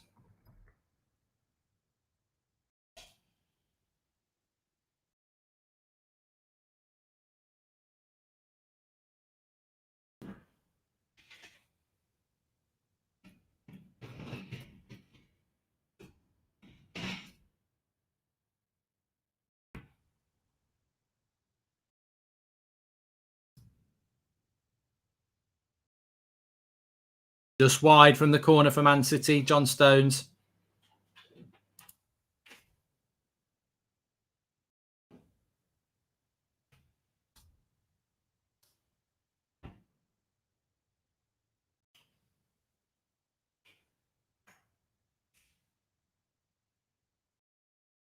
I can't believe Donny has only played 5 minutes of Premier League football this season, Mark. Appalling management, this is Erling. Pep still hasn't used a single sub while Oli used 4 and still can't keep up with City's pace. What a joke, says Pirates. Mark, here is what we cheer you up. Man United have actually had more shots on target versus De Gea with Bay and Lindelof than Ederson. That's from Andrew Chow. You know what? Actually, it's one of those things that probably should make me cry, but actually I did find it quite funny.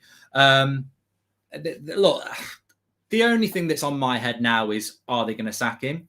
Like, everybody in football knows he should be sacked, but we're not managed by football people. We're managed by bankers. And it's like, they've got to sack him. And that's my concern. Like, will they sack him? He absolutely should have been sacked after Liverpool. He definitely should be sacked now. And if they know anything about football, it's not just losing 2-0. It's the manner of the defeat. It's appalling. I mean, I'm going to lose my crap in my match reaction. I'll just warn you now. But it's the calm before the storm on that. But the cold, harsh fact is, it's not that we couldn't have come back into this game. We did it against Atalanta and Villarreal, second half FC, attacking the Stretford end. It's the fact that we can't come back into this game because we're not playing Atalanta or Villarreal. We're playing Manchester City, who are a good football team.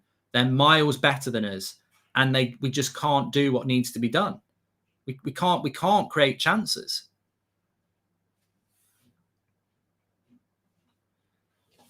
Honestly, fed up of this group of coaches. Looks like the players don't want to play for him. I'm sick of it, says George Russell. These players ain't playing for this manager, whether it's unwittingly or not. That looks like it's a penalty as well. Surely 2-0 is a close result for the board. Don't think Ollie's going to go. That's a penalty. That's a penalty. That is a penalty. If VAR doesn't go for a penalty with that, I'll be stunned.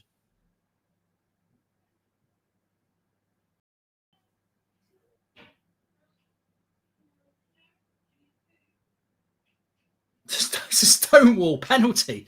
And he's not giving it. Even VAR wants Ollie in a job.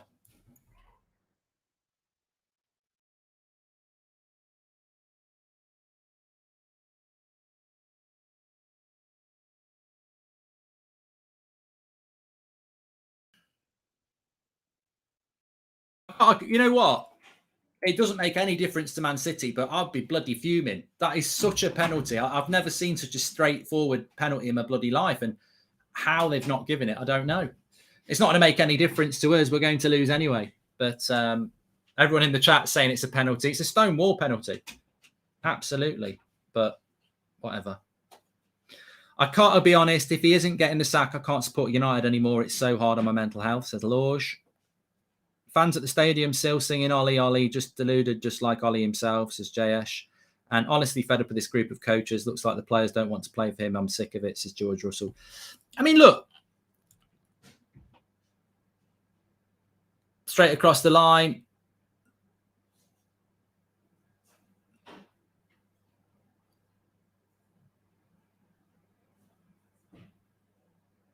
It's a foul on De Bruyne by Bruno.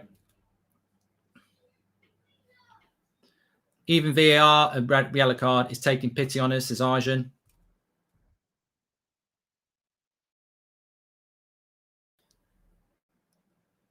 Player ratings, link in the video description. Mark every player out of 10, 6 being the average. I mean, it's Ronaldo there. This performance, and Ronaldo gets the yellow card as well. This performance is pitiful. Sack the board and sack the coaching staff. Don't hold back. Marks his guitar boy. Ronaldo's was a bit cheeky here. If you watch it back, I don't think they're going to show that back actually.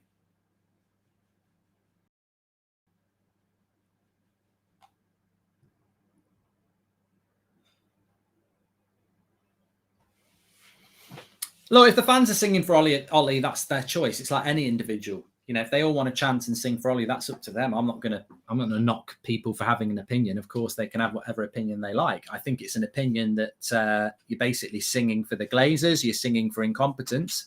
You know, just because you like somebody doesn't mean that they should be manager of Manchester United. This is an embarrassment. You know, you're basically applauding this performance. You know, where is the only thing I would say about anybody who backs Ole Gunnar Solskjaer is what is it you're backing him for? Like, there is no progression. The football is poor at best. It's, you know, what have we had this week? You know, look at Fred and McTominay playing again. They are crap footballers. Like,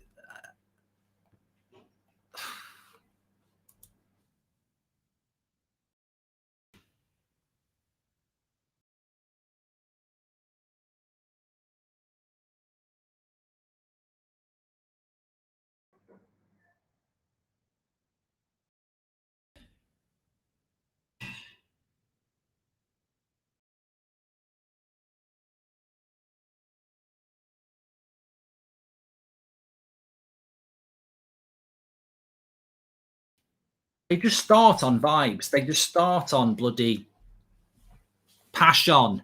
I'm starting to think the Glazers are Liverpool fans, says P. If Andy Mitten or Laurie Whitwell come out talking about the crowd supporters backing Ollie, as it means something, I'll go mad, says Andrew Kelly. Player rating, what is there to rate, says Sharma. Yeah, well, you get to rate Ollie as well. Brentford even put up a better fight. 7 goals with no reply against our rivals is beyond appalling, says K Flow. It was ridiculous after Tottenham. He was seen lauded as a genius by Neville and co. Doesn't matter how many games he gets, he's no manager. Ollie out, says Kashif. I'm looking forward to the match reaction now because I'm just keeping it, you know, like a simmer. I'm simmering. And then on the match reaction, I'm whacking the heat up and I'm going to be boiling. I'm starting to think the Glazers are Liverpool fans. This has been a pitiful second half. You're 2-0 down at half time. You're attacking the Stretford end. It's a Manchester derby. What have we done to try and get back into this game? It's been a white flag performance. It's been submissive. It's basically been, let's not get beat 5-0 again. If we get beat 2-0, it's quite a good result. That's what it feels like. It just feels like limit the score. Mark, they back Ollie because he's a legend of the club and they feel they're disloyal if they don't back him. That can be the only explanation. And that's up to them, Darry. It's absolutely fine. You know, I found it hard because the sentimental pull, but ultimately, this football club's not about Ole Gunnar Solskjaer in 1999. And even if it was, that's as a player. Manchester United's been around a lot longer than 1999. It's a lot bigger than that. And lovely bit of play by... It's offside anyway.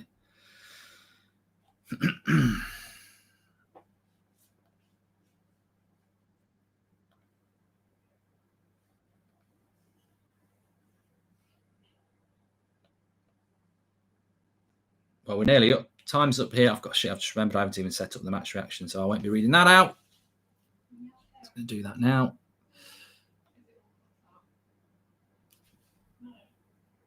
Still 5 seconds to go. Ronaldo, I think he's headed it wide.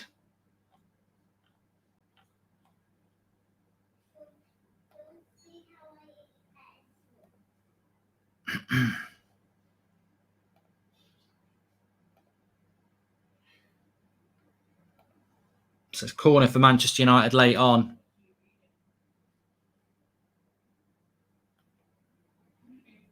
McTominay over the bar and...